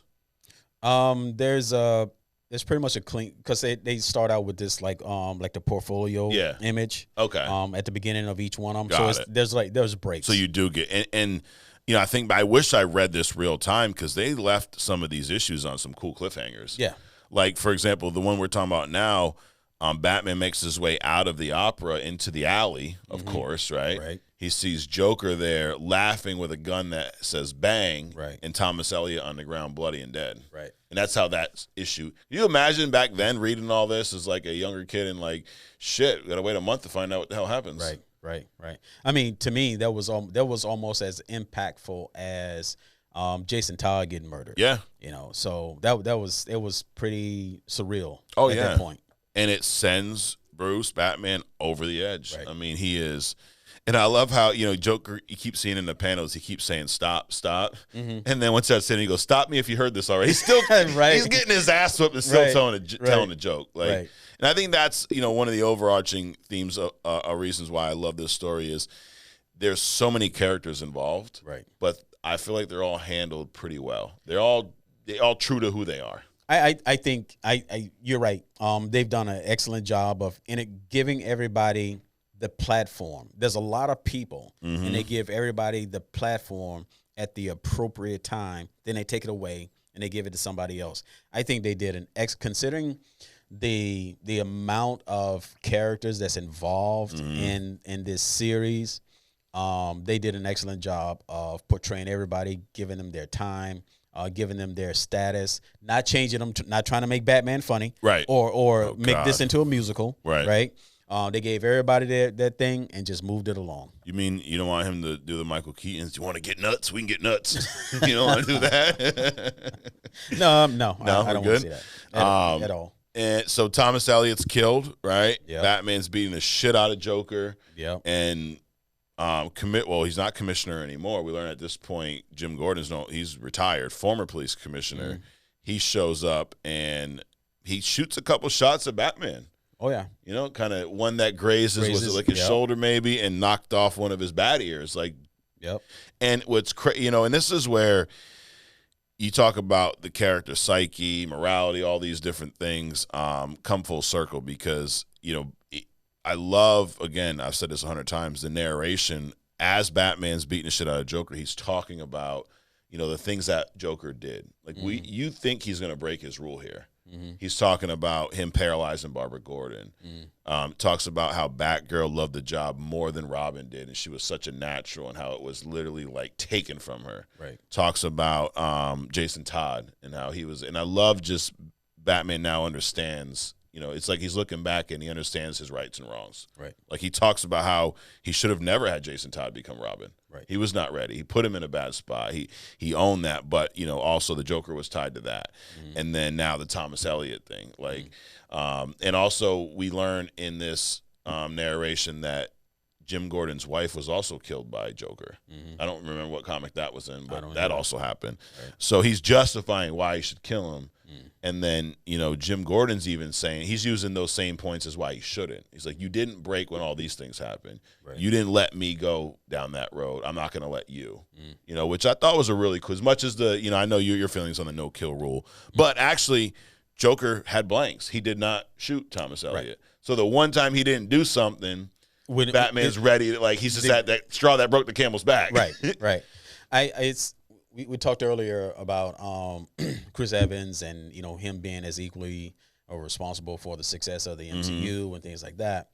I think one of the underrated characters in DC is Jim Gordon. Yeah. I don't believe that there would have been a Batman, or at least the version that we have now, unless there was a Jim Gordon, because Jim Gordon gave him free reign. Well, I won't say free reign, especially initially. He gave him reign regardless to operate in Gotham without having the police force on his ass every single day. Yep. Because Batman was a menace. Nobody knew who he was and what his roles were. So I think Batman, his existence is owed a lot to not just his mentality, his genius, his money, the Alfred, the blah blah blah blah blah. I think it's a lot has to do with Jim Gordon and the fact that Lois Lane, being in trouble, snapped Superman out of his Ivy's grasp on him. Jim Gordon talked Batman out of his rage from killing the Joker, and that says a lot about that Jim Gordon character. Yeah. So I think he's as equally as important as an Adrian, Alfred. Is there another character that could have talked Batman out of doing that? I don't think so. I don't think it would have been Barbara. I don't think it would have been, because he's used to Alfred voice since the beginning. I don't think Dick would have did it. Yeah. Barbara, I don't know. I think it had to be Jim Gordon, because the other important thing about that was he wasn't commissioner at that point. Like you said, he was retired. Why was he even there? Yeah. Why was he even in the alley? Just to stop Batman from doing something that he knew he would have regretted. So the level of importance over Jim Gordon, I think, is underrated in all of this stuff. Yeah. There's also a part in this, Catwoman gets shot, right? Yep. And then her and Batman are fighting at the end for some reason. I forget why. Is it because he didn't kill Joker, but not Joker. I don't know. I remember why they were fighting, but if you remember, Batman hits her in the bullet wound, and he said, "I'll take advantage," like basically to knock her out. I forget exactly why they were fighting at the end of that, but after that's it. We'll get to it, but it's kind of like the same thing that why they were fighting in the movie. Yeah, but we'll segue into that. Nightwing show. You mentioned Nightwing earlier. He shows up after this, and they have the funeral for Thomas Elliot and all this stuff. And I think that the big thing I want to talk about there is when he's in the Batcave and he's kind of got the AI up and he's doing all like the detective work. And Nightwing's talking to him, he's pretty much ignoring him. Right. And this is where he starts talking to him about the whole Catwoman aspect, right? Like it's a good thing. And then him and Dick go out on like a run. I thought this was cool too. Like Nightwing's in the car with Batman on some like nostalgic Batman and Robin type shit, which was cool. They get the call, they go out together. And this is where Ra's al Ghul gets involved. And Batman, there's a armed car robbery by the Riddler. And first time we see the Riddler in this. And dude, this is the, I don't want to spoil the end yet, but when in the movie, when Batman is going off on the Riddler for being like a lower tier character, like I thought that, because you had said this before, right?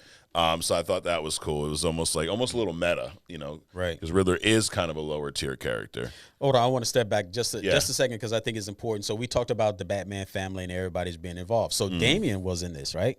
Not costumed out, nothing, but as a antagonist son, right? So in Bruce, the movie, yeah. So Bruce is going out on a date with. This is after the Nightwing talk in the Batcave and stuff. So Bruce is going out on a date with Selena, and Damian calls him up, and basically calls her a whore. Yeah. I don't know why. You're going out with her. Bruce is like, well, she's not like that anymore. Yeah. He said, there's no such thing as ex-criminals. They're just criminals that aren't operating right now. Yeah. And so he goes on and on and on. You need to wear, use protection. And Bruce. So I thought that was just classic Damian Dick move. Yep. Right. Even the dog is agreeing with him. Right. So I think that was important in this, but it also shows how Bruce is changing, which also affects Batman. I'm gonna have, maybe this is a hot take, Adrian. Damian Wayne is the best Robin. Oh, I agree with that. Yeah, definitely. Because Dick, I think up until Damian, Dick was the best one. Yep. But I think Dick was someone that needed to be there to help evolve Bruce into the Batman that he is, Right. along with Dick and Gordon were two factors in the development of the Batman that we have today, and but Damian is definitely the best Robin. Oh yeah. Out of all of them, because Damian is like, if Bruce was to retire when Damian got older, he would take over, and it would just be. I don't even know what to say about criminals if Damian became Oh the my Batman. God, I'd love to see a run where he's Batman. It'd just be over. And I rewatched a lot of these Batman DCU the animated movies, and that's what made me enjoy this character of Damian so much more. Like, Batman talks about actually this is a point. Batman is keeps his emotions to himself, right? He doesn't tell the Bat family how he really feels and cares about them. They believe he doesn't give a shit about them, right? But that's not true. And we even learned, like, what's crazy, think about the narration. Like, remember when he talks about Dick being pretty straightforward with him, and he says, like, he's earned it. Right. He talks to me. He doesn't pull any punches with Batman. He says whatever's on his mind, and he said he's earned that. And it's a level of respect that he has for him that he doesn't share with them. Right. And it's almost like the readers know, but those other characters don't. Right. I just thought that was a cool little, point that we saw here. But, to get back to the armored car, I like how they just smash it, and Nightwing discovers that Ra's al Ghul's involved a little bit. Batman kidnaps his daughter in a way to try to pull him out, right? They have all of that is excluded from the movie, by the way. Right, There's a Joker scene. I mean, Joker. There's a Riddler bank robbery scene, but there's no Ra's al Ghul or his Talia's involvement at all. Right. But he finds some ash that he knows is from like a Lazarus pit. Right. And that's why he's like, it's got to be Ra's, because he has these pits all over, right? Right. So someone's used one recently, right, is what he knows. And he kidnaps Talia to pull Ra's in. They have this fight. Batman stabs him with the sword, knowing that he's going to need to get to a pit, right? And then what happens here? Lady Shiva shows up, right? Because Talia's kidnapped. Catwoman's watching her. Yep. Also not included in the movie. Nope, that's not in the movie. Lady Shiva shows up and fucks everybody up. Right. She's a beast too, dude. Oh yeah. But then Talia outsmarts her. Talia is a savage, dude. Yeah. And then she's beat up pretty bad, and I think that issue ends with Batman finding Catwoman all beat up. Yeah. And then even now, this is where I think the comic it gets, there's a little too much going on. Some reason the Huntress is back, Scarecrow's there, right? Like it's a lot of shit just kind of thrown in. So this is why I gave it, the 8.3 instead of the 9 or 10. But I think the important part of this section of the story is when we see Tim Drake, the newest Robin, probably the worst Robin. Right. I mean, it's just like, why? What I mean? We're talking about Dick was great. Right. Jason Todd was an asshole, and then they killed him off and became Red Hood, and then that, made a much better character. Tim Drake is just there. Right. He was just a filler for Damian to show up. Yep. I mean, that's all that was. Yep. But he is captured by this former Robin. We see Jason Todd. We see Jason Todd. And because this leads somehow Ra's al Ghul leads Batman to the cemetery, right? And he ends up fighting this Jason Todd character. He doesn't believe that it's Jason Todd at first, right? But now he's saying some stuff to Batman that, really, I guess only Jason Todd would know. Right. Then after a little bit, and this is where, now having the Under the Red Hood story, because at this point, last time we saw Jason Todd was A Death in the Family, which ironically we reviewed last week. Jason, first time we've seen him since then, but after they start fighting, it becomes pretty apparent that Clayface is mimicking Jason. Right. What you think about this reveal? Did you think it was really Jason Todd at first?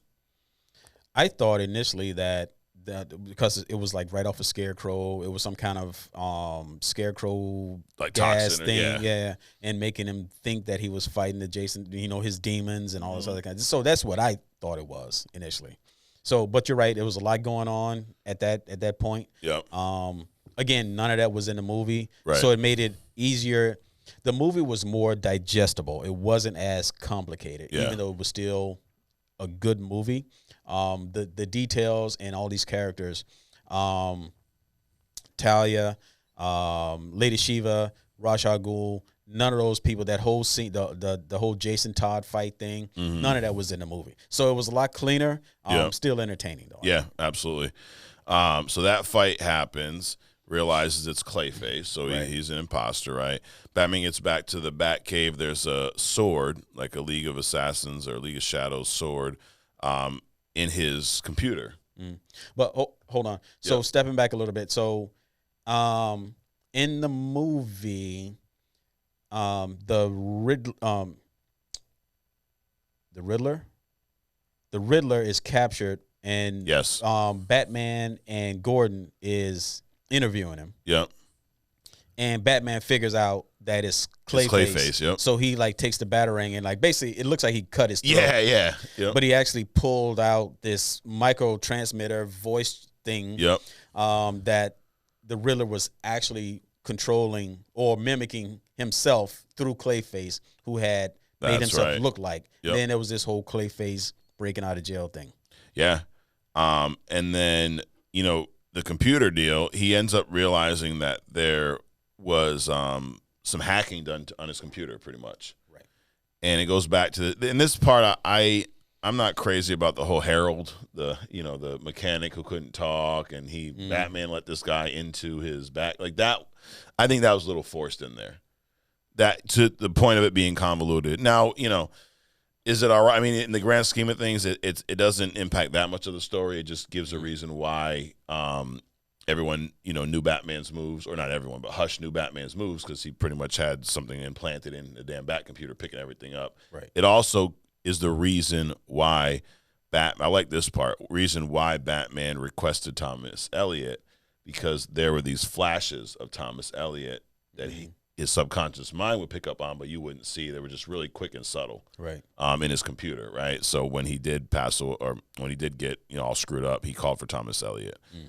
That speaks to how extreme Batman is, and I say Batman because we all know that Bruce is the Mask, right? Mm-hmm. So that talks about how extreme Batman is, because this dude is pretty much on death's door. Yeah. And he's using Morse code on Yes. the bed, tapping with his fingers to communicate. I mean, you're talking about contingency plans. So I can't talk. I can't blink. I can't move. So I'm going to come up with Morse code to be able to communicate, because I want you to know that I'm in here some kind of way. Right. That's badass right there. Yeah, That's absolutely. badass, dude. And then Batman tracks down Harold. So as much as I'm saying this is probably not, but it is a very important part of the story. He tracks him down, and first time he's seen him in a long time. Harold admits or reveals to Batman he can now speak, because he couldn't speak before, right? So he had some doctor help him out. And that also was a theme throughout this. Thomas Elliot was helping some people along the way, right? There Two-Face. Two-Face. He helped Two-Face. He reconstructed his face. Yep. And now this dude, Harold, and Batman's talking to Harold and trying to get some information out of him, and he's explaining what he did, and all of a sudden he's shot. Right. Killed, right? And then we realize that Hush is the one who shot him, and we also realize that it's Thomas Elliot at this point. Right. He has, I think, the necklace that his mom gave him, the little green, Cheerio-looking thing. And Batman realizes that it's Thomas Elliot, and he's had a grudge against Batman's family. So we didn't touch on this yet, but in these flashbacks, we learned that not only did Bruce's parents die when he was little, Thomas Elliot's parents passed too. At first, though, they got into a car accident, and Bruce's dad was the surgeon. He saved Thomas's mother, but couldn't save the dad. And you would think that, okay, Thomas Elliot, that maybe he was upset because his mom wasn't saved, but it actually was the inverse. He was upset that Thomas Wayne saved his father because he was getting this massive inheritance, and he actually was jealous of Bruce. Right. He was jealous of the fact he even says, you were an orphan and you got to enjoy all that wealth yourself. I had to wait until my mom passed away from cancer, taking care of her and just to, take over the family fortune. Like I had to do that, pretend to be a good son. You had it handed to you, which, hey, talking about cancer stories, they didn't add no humor in this Taika Waititi. But what did you think about that reveal? The reason why, and I thought it all made sense. I liked it. And I'm talking the comic because the movie was a little different. How did you feel about the comic reveal? Well, none of that was in there in the movie, right? But it goes back to like Gravik. I mean, it's like something happens, whether it's your fault or not, right? And in his case, it's not Bruce's fault that he got his money when he was a kid, and Bruce was too damaged anyway to even understand what the money meant and what was going on, and so on and so forth.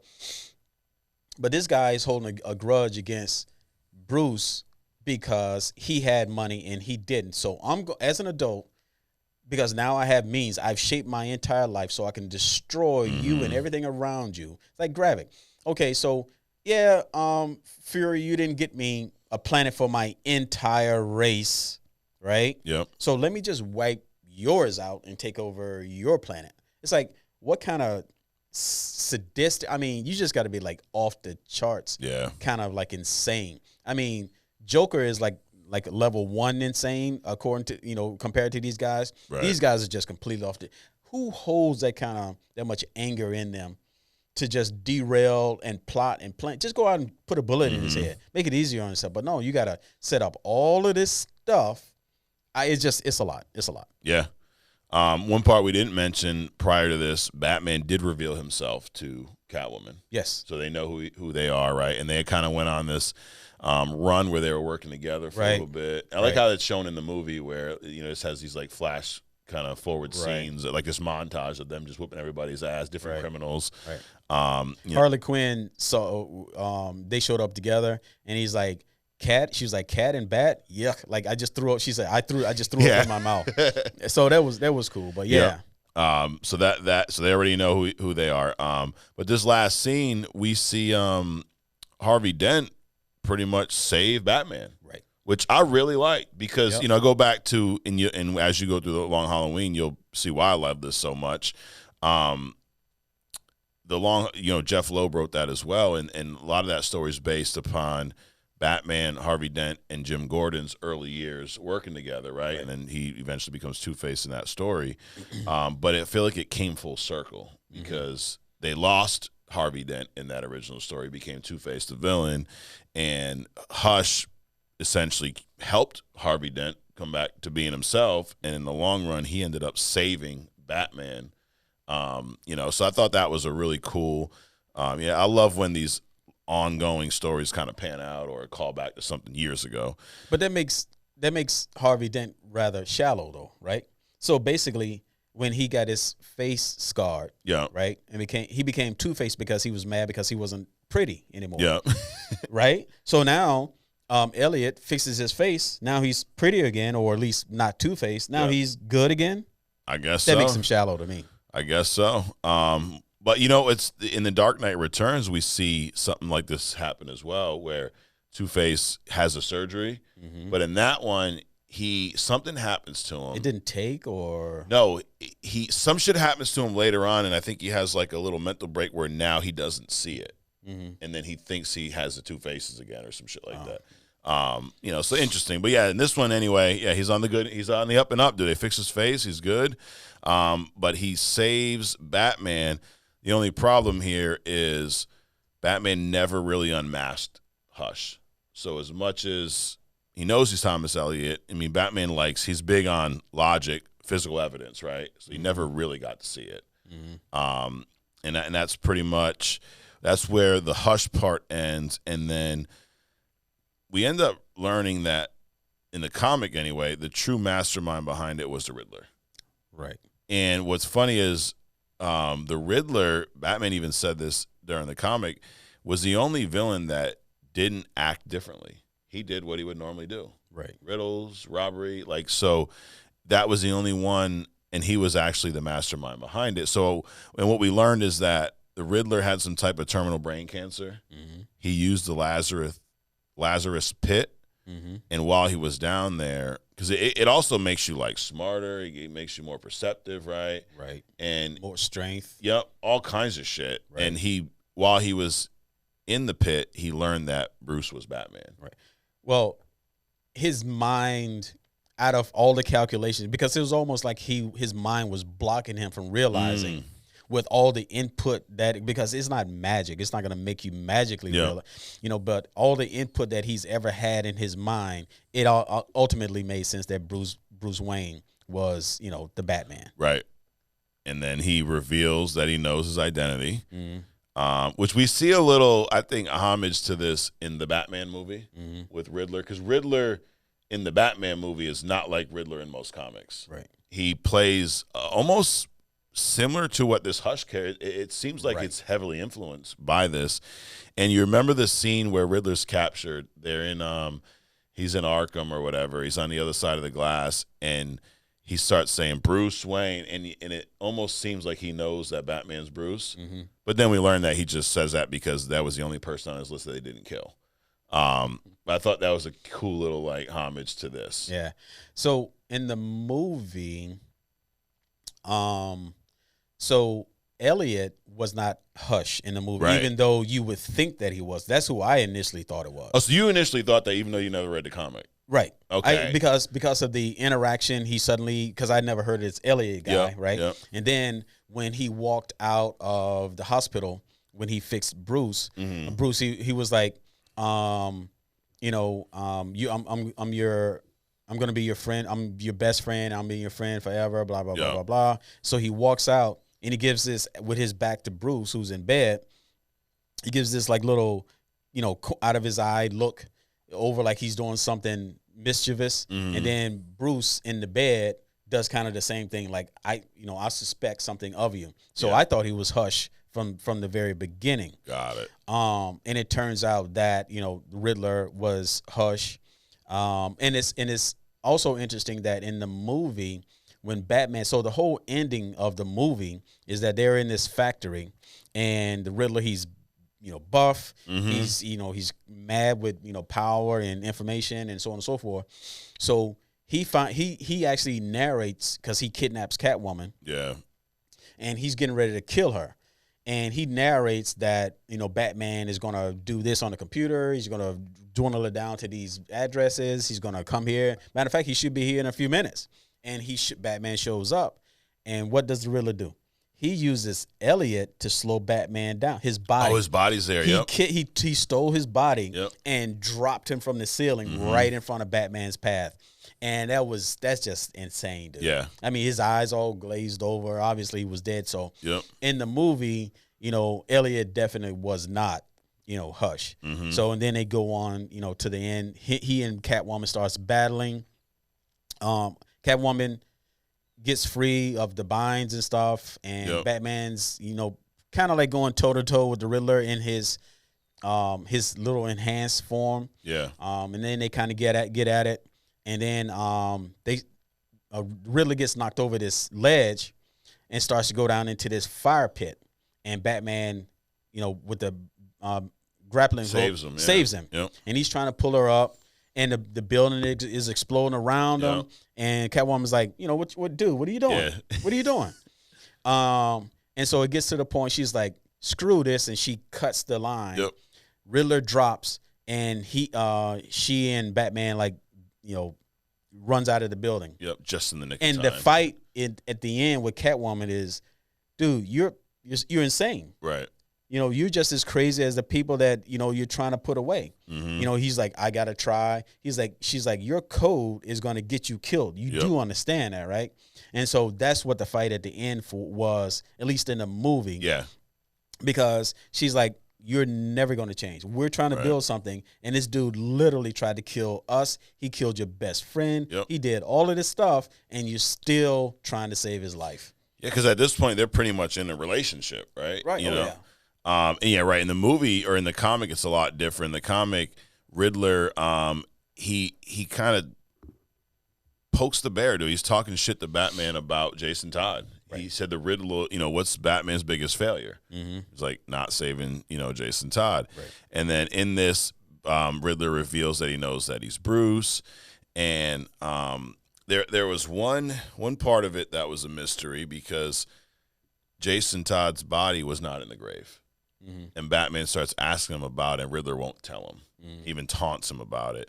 And then the other piece of this, the Riddler, when he mentions Batman being Bruce, he mentioned that, that's one of the biggest riddles, right? Who is Batman? Mm-hmm.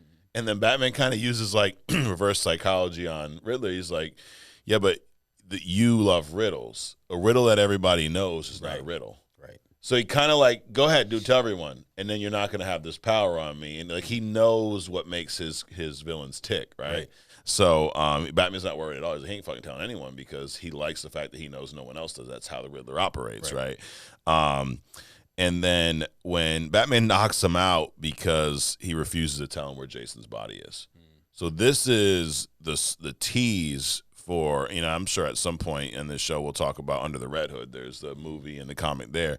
But this is the tease for that because we eventually see Jason Todd resurrected. He looks very similar to this Jason Todd we saw here, the clay face version. And fun fact for you, Adrian, fun fact.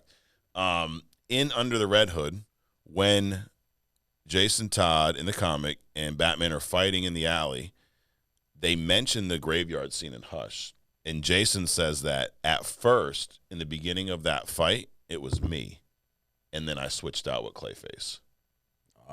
So, and I don't think that was planned at the time, but maybe this was just, for artistic reasons. But I think the art supports it because in the beginning of the fight, it's raining, right? Right. And how does Batman eventually realize that Jason Todd is Clayface? Because he starts melting. Mm-hmm. In the beginning of the fight, he was not melting. Right. And they're fighting, and he's hitting him. So maybe it was, going back, they retconned it, but it makes sense. It holds up. Yeah, but why would he do that? Why would he start fighting him? I know because he thinks that he let him die and all this other kind of stuff, but why would he, show up on the scene for no particular reason at all and then jet and let Clayface finish the fight? Well, because someone dug up his body and put him in a Lazarus pit.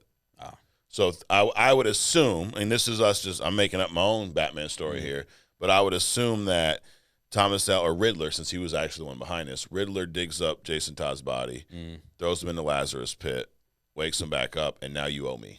Right. And now this is what you're going to do. Right. And okay. So. Okay, that makes sense. Yeah, so if y'all need any help, dude, tying, any stories together, just come talk to your boy. I got you. So anyway, he refuses to tell him where Jason's body is, knocks out the Riddler. So that's a little dangling piece of fruit that will serve up late because it actually was, I think, 2 years later they resurrected him as Under the Red Hood. Oh, yeah. So this story came 2 years prior to Jason Todd being resurrected, and in the final panel scene. So the Riddler didn't just go in himself; he also used it to resurrect Jason Todd. Yes. So that's why in the comic, Batman was like, so he said, you don't have to worry about me. Right. You got Ra's al Ghul and the entire League of Assassins looking at it because Ra's wants to know who used his pit. Yep. Yeah. So he pretty much, checkmate on Riddler, right? Riddler thought he could outsmart Batman. He had him going for a while. Mm-hmm. It was a good plot, but Batman always figures it out at the end.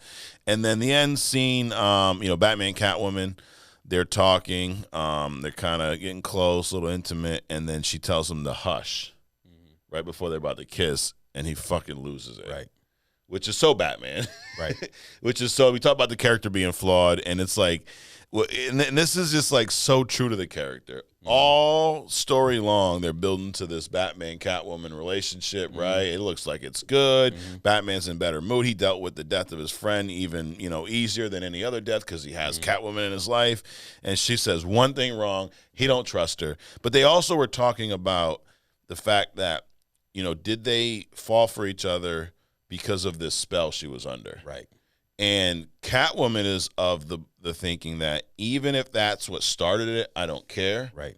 But because Batman's a detective, to his core, he still wants to know the reason why. I don't, think about or care about what crazy shit brought me and my wife together. I'm just glad that we are. So, in that case, it was almost like Batman was just looking for a reason to cut the relationship off because that's his comfort zone. Yep. You know, he liked the idea. He was flowing through it. But at some point, he's like, no, this is not me. So we need to kill this. So, I mean, even if he would have said, when she said hush, he could have just said, maybe too soon. Yeah. Something like that. Right. And then just kept on moving. But no, he wanted to end that anyway. But he started thinking, I think it made him think like, oh, shit, was she involved too? And he don't trust anyone. And one I think the last thing I'll say about their dynamic is I love how she calls him out and says things that like the readers are probably thinking, because Batman says he's a loner, that he has a whole Bat family though. Right. And she says that like you're a guy who sticks to himself and is no strings attached, but these are plenty of strings. Right. And she was like just wanted to be like part of that. She wanted to be another one. And obviously it didn't pan out, but he does now. I think he said this in his narration, but he said that, someday possibly. Right. And then the story pretty much ends. Right. Anything else on that last scene into the story? I liked, it just got muddy in the comic, but I liked the way they ended it in the movie. The movie was much more exciting. It wasn't just, Riddler got knocked out and all this other kind of stuff. He actually, you didn't know if he died or not, but he did fall into this pit and the building exploded. So it was much more of a dynamic, much more cinematic ending. And I love the fight at the end. The reason, not only the reason why, but not like, because Catwoman said some stupid word, hush. Yeah. It was because this dude just tried to wipe us all out, tried to kill Nightwing, tried to kill everybody around you, and, wiped out your best friend, and you still trying to save him. You're broken. Right. And so she's like, maybe, so she started with the, maybe someday. And then he says, someday. Yeah. So we'll quick fire a couple things, right? Because we've talked about both the comic and the movie. Yep. Now, which one's better overall? I like the comic better overall. The artwork was incredible. Yep. The storylines. I like the Batman narration. I like the insights. I like the flashbacks. It was so much more detail. Yeah. I even liked the Killer Croc version versus the Bane thing. I did too. Yeah. So there was a lot of much more material. It did get kind of muddy when Ra's showed up. Yeah. Talia, Lady Shiva. I mean that comic got kind of congested a little bit, and then after that it kind of went downhill for me after that because the ending was not as exciting as the movie. Yeah. But overall, I liked the comic better than the movie. It's just certain things in the movie I liked, particularly the ending scene. Gotcha. So comic or villain reveal, better in the comic, better in the movie. Was it better to have Thomas Elliott the villain or Riddler as Hush? I like the fact that it was Riddler because Riddler was one of those Nightwing says, he's one of them one of those C-level kind of villains. And it was good to have somebody actually come up that's formidable. Because at the end of the day, the Joker he's a listed villain on Batman's radar because of his intensity, his intent, things like that. But Batman can wipe him out just as easily as he can the Riddler. Yep. But he just doesn't for whatever reason. So it was nice to see one of these underclassmen per se come up and actually do something that was impactful to Batman. And then last question. Oh, you already answered this. The ending itself you liked better in the movie. Correct. Yeah. I would say so. Same questions. Batman comic versus the movie. Comic definitely over the movie. Villain reveal. I like Thomas Elliott, the villain, better than having, or I shouldn't say the villain. I like Thomas Elliott being Hush over Riddler being Hush. Kind of the same reasons why you like the Riddler being Hush is I could say the same thing about why I like him being the mastermind behind this. I like that, to your point, he's not really been an upper echelon villain ever. Outside of like the Batman movie with Robert Pattinson, which is fairly new, right? So I like him being in the background and almost because of who he is, that lower tier was almost forgotten about. Right. And he actually was the mastermind. But I love the Thomas Elliott French, to villain reveal. I thought that was great. And the ending, I I go back and forth. I do like I like the fight in the movie. I like the Catwoman dispute about the whole killing, or not killing. I like that, but I think for this story, I like the comic ending better. I like him questioning Catwoman and not because then it becomes more about Batman. Right. Than Catwoman. Like Catwoman ends it in Hush, the movie. True. Batman ends it in the comic. So Right. I'm going there. But movie, I thought, if I gave this an 8, what did I say, 8.2, 8.3, I'd give the movie probably a 7.5, 7.8, something like that. Okay. So anyway, great comic story. We mentioned last week that Death in the Family we said was a top 10. Right. To me, dude, Hush is top 5, maybe even top 3 for Right. Batman. Me, Batman comics. What about you? I'll agree. I like the cinematic ending of the movie, but I like what Batman said about Ra's al Ghul and that the whole League of Assassins. So it's not over for you, right? You know, Joker. Yeah. And I love the fact that not Joker, Riddler. Yep. Also love the fact that Riddler was pulling the string. It reminds me of that movie where Ice Cube's son. He was in a movie with this guy with what's the guy that played 300? Gerald something. I forget his Anyway, him, Butler. Yep, Gerald Butler. So you thought that Gerald Butler was the man. He was the head of the crime and he was pulling all the strings and blah, blah, blah, blah, blah. Come to find out, the Ice Cube character was actually the one giving the orders in the background. Got it. And then everybody on Gerald Butler's team got killed, and the Ice Cube character, his son, Ice Cube's son's character, moves on to do another robbery, like in England or something like that. So I like that deep dynamic. Yeah. You got somebody in the background pulling the strings of the person calling the shots, kind of a thing. And I love the fact that Batman's like, yeah, I'm not only going to tell you suck, but I'm also going to tell you that I'm not even the one that you got to worry about. You got all of this other thing that you probably didn't even think about. You got all these other people coming after you, and they're so much worse than I am. So I do like that. I would give it the whole premise of Hush, Batman Hush, the movie and the comic. I would give it a 9. Okay. I like the comic up until the very end. I agree with you on the movie, 7 point something. Yeah. Because it didn't have the detail. I would have liked it to be longer and include that detail. But I would give the comic separately 8.5, 8.7, and the movie like a 7.5. But the whole premise, the impactfulness of it, the beauty of the artwork, the fact that it's timeless. I didn't know it was over 20 years old. I know. I would give it a 9. The whole thing. I agree. I mean, that artwork holds up. You look at it today, and it's like I wish there was some modern day Batman stuff. I wish Jim Lee did more Batman. I really do.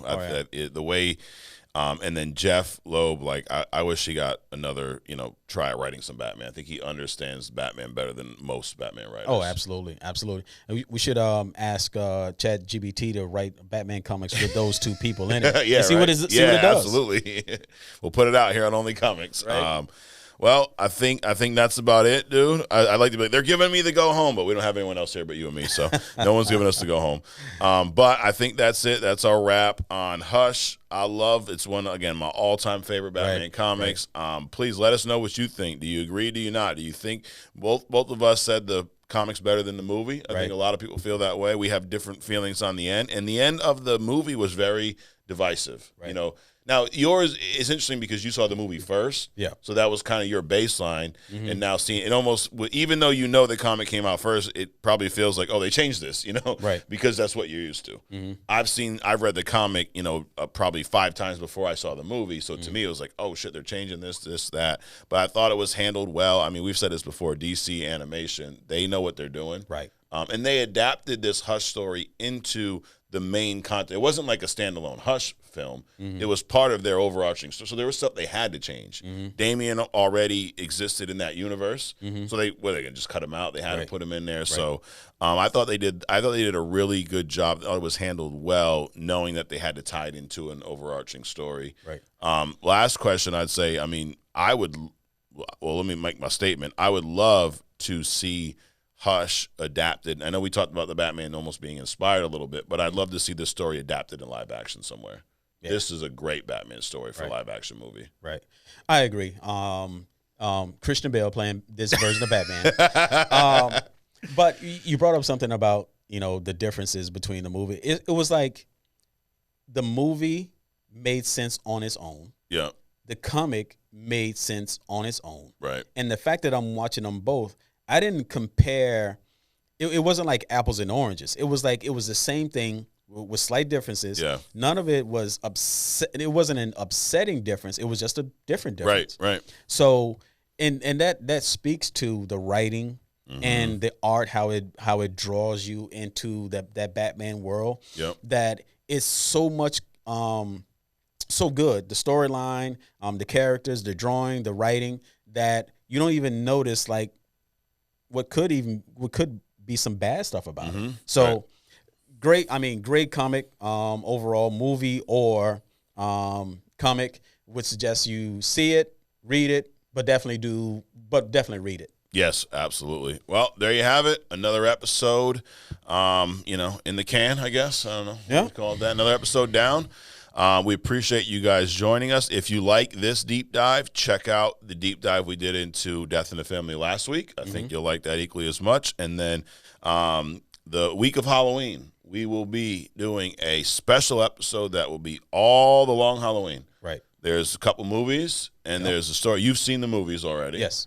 You've not read the comic yet. I have not. Nope. I've read the comic a bunch of times. I've seen the movies probably twice. I'm going to rewatch both of them.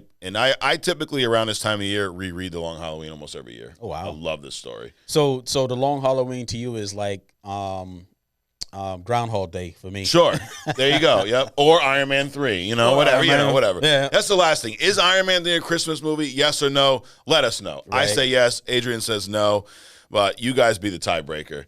But Adrian, as always, it was a blast. Thanks for joining me. We made it through another multiverse trip here, Right. We have our Buster, and then next week, finals of King of Comics, and hopefully we'll plan a new segment after that. Maybe. And you never know who the hidden gem is going to be next week. Right. Could be the Huntress, Right. Could be Hush. Could be. But thanks for joining us. Subscribe, hit the subscribe button. Let us know what you think. Drop some feedback in the comments, and we will see you next week at Only Comics. I'm Mike. This is Adrian. We'll see you next week.